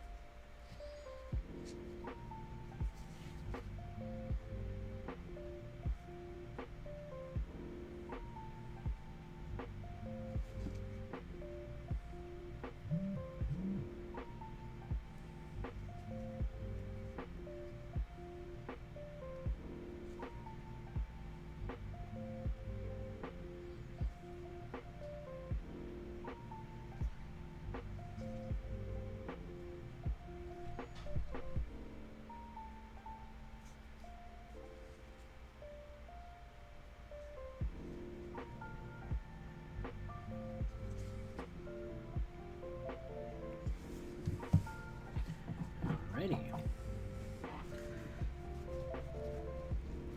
A little bit of a shift and break there, just do a bit of that.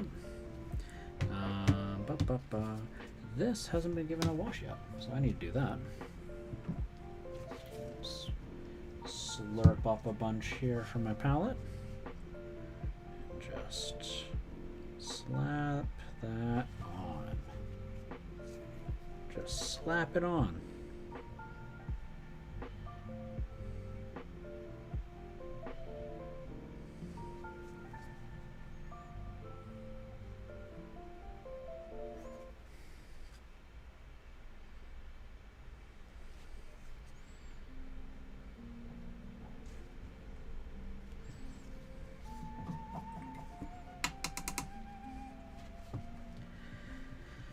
Oh, look at that. That's not even properly done. And I've done that, so I don't really get to go back from that. Whoops. Oh well.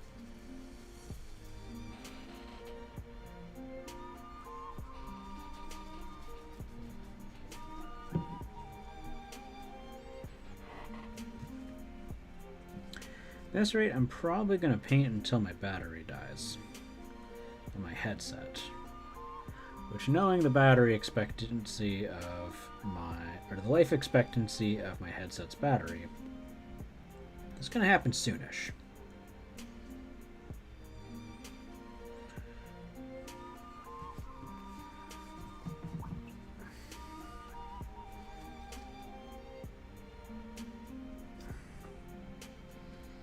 Let's see here. I'm going to do something very, not risky, but what's the word? I don't know. Tricky? I'm going to put a little bit of gray wash, and I'm going to put it in the corner of the eye and in the bottom. And this is going to hopefully help with the, what do you use it? The three-dimensionalness of the eyes.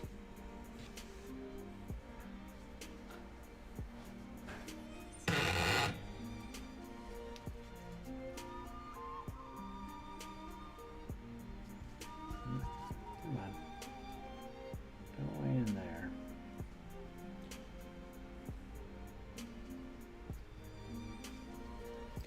I've done this before with contrasts, and maybe that's the best way to do it, is do it with contrasts.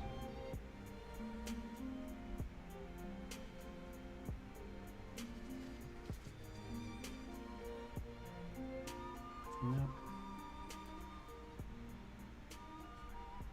Capillary action for this is a little too strong.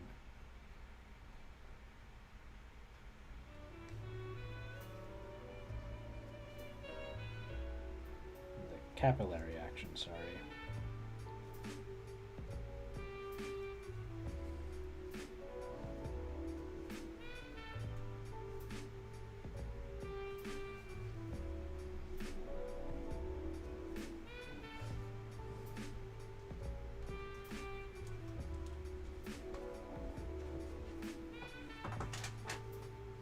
Want to see?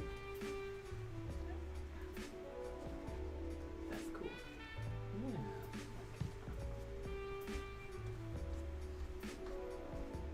Yeah. Alright, so his eye looks a little faded.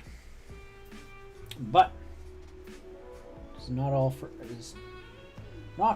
naught.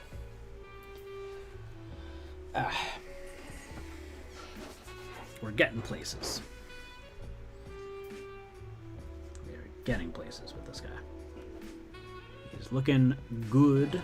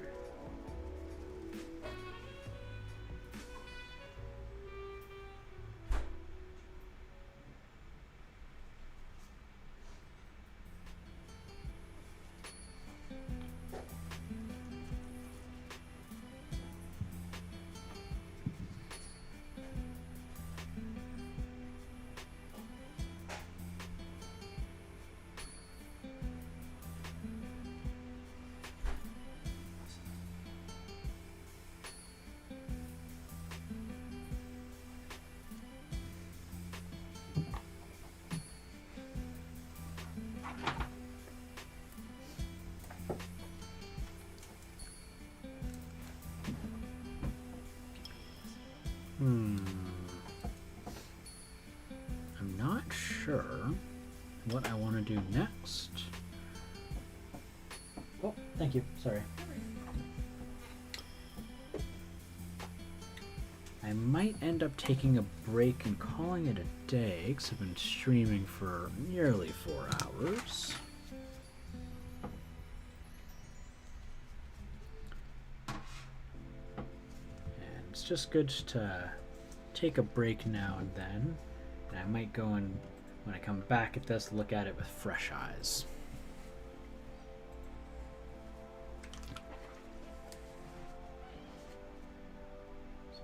very fun model to paint.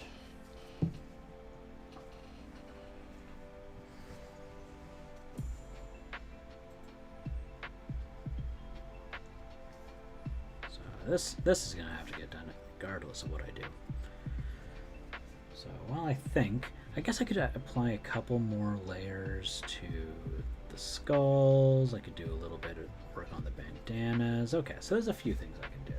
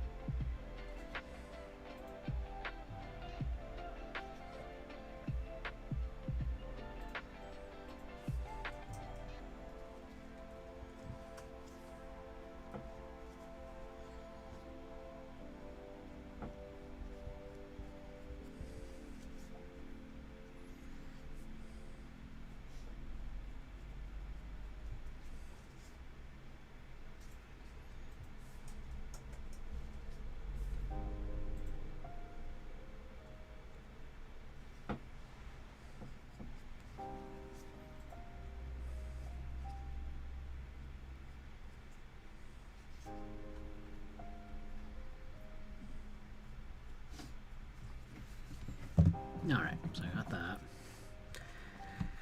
Alright, let's try doing a little bit of highlighting on this blue. See if maybe that will make me a little bit happier with this, because right now I'm looking at it and I'm not in love with that. So maybe the problem is it's no highlights on it. Bless you. Bless you.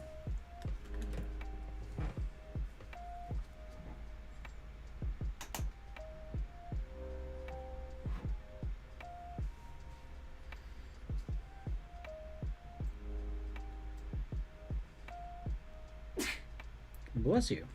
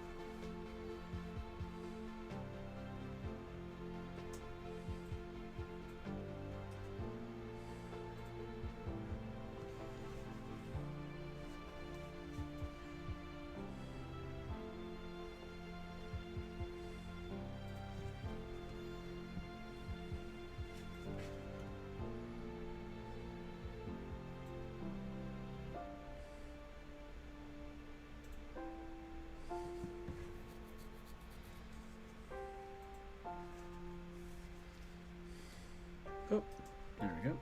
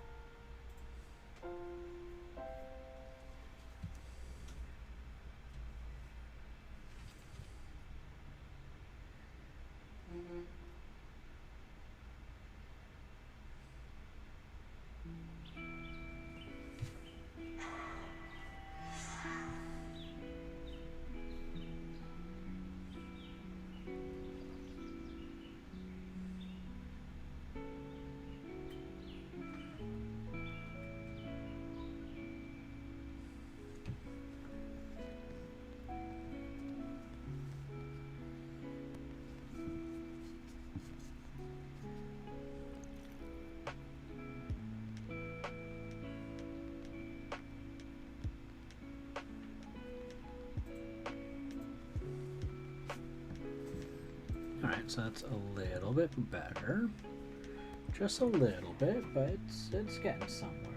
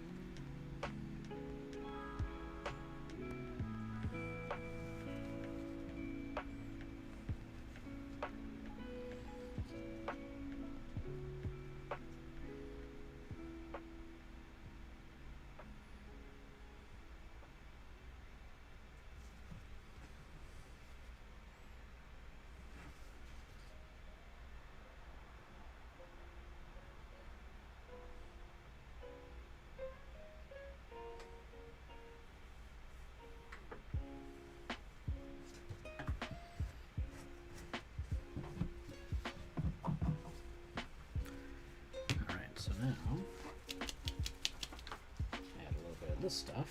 And this stuff goes on quite bright. Maybe first mix that in with the last paint.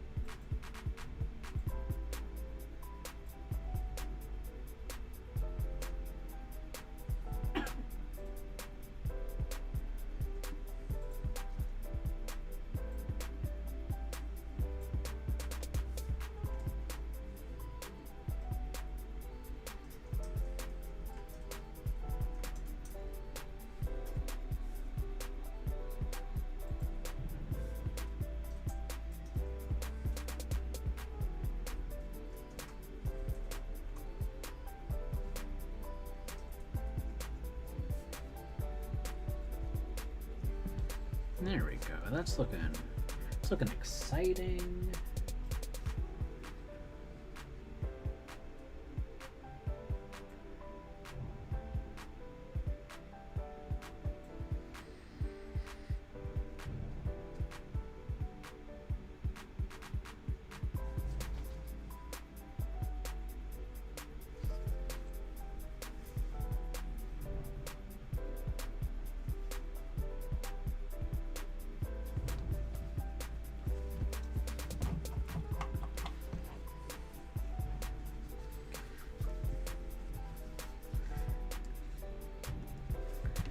So I did some khaki on the bones.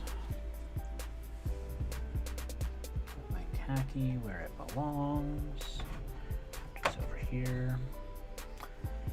And where are the other bone colors I usually use?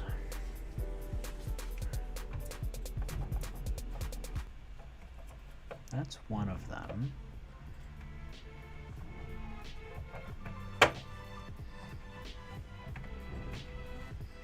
See my jackbone, but there's another one that I use. There's the bone white. Was it just khaki jackbone and then bone white? I think that's what it was. Oh, something happened to my headphones. Did the music stop?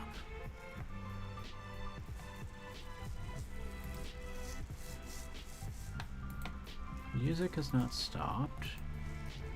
Cat is screaming in background. Not connected. Oh, it just died on me.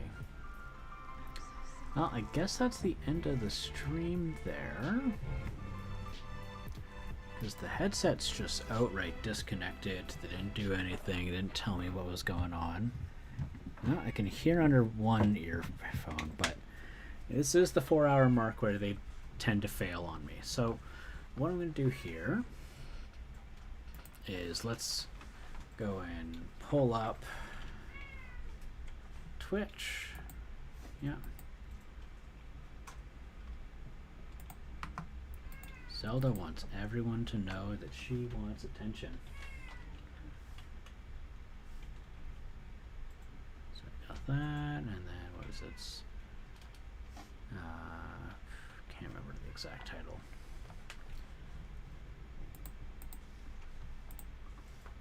Directory, that's it. So what do we got? What do we got going? We got I see Thunderhead is live. Thunderhead drops in now and then, so it'd be nice to give him a raid.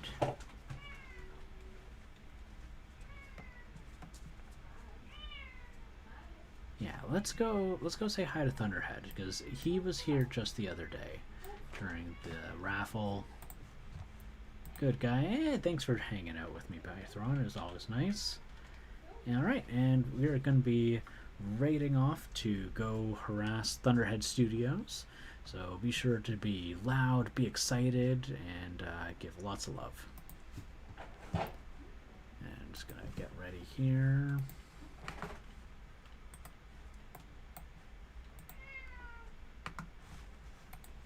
Zelda, you are okay. She is so sad. So sad, guys. Alright, let's raid.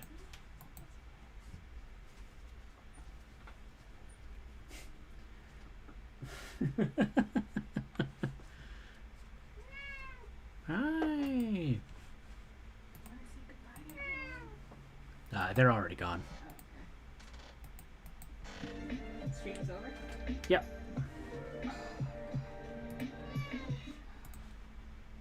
It's really warm here. It is. Why can't I hear a single thing there? Hi. Hello. Oh, it's because I muted that tab, that's why. Hello. Hello. It's so warm in here. I need to make some phone calls, so when you're able to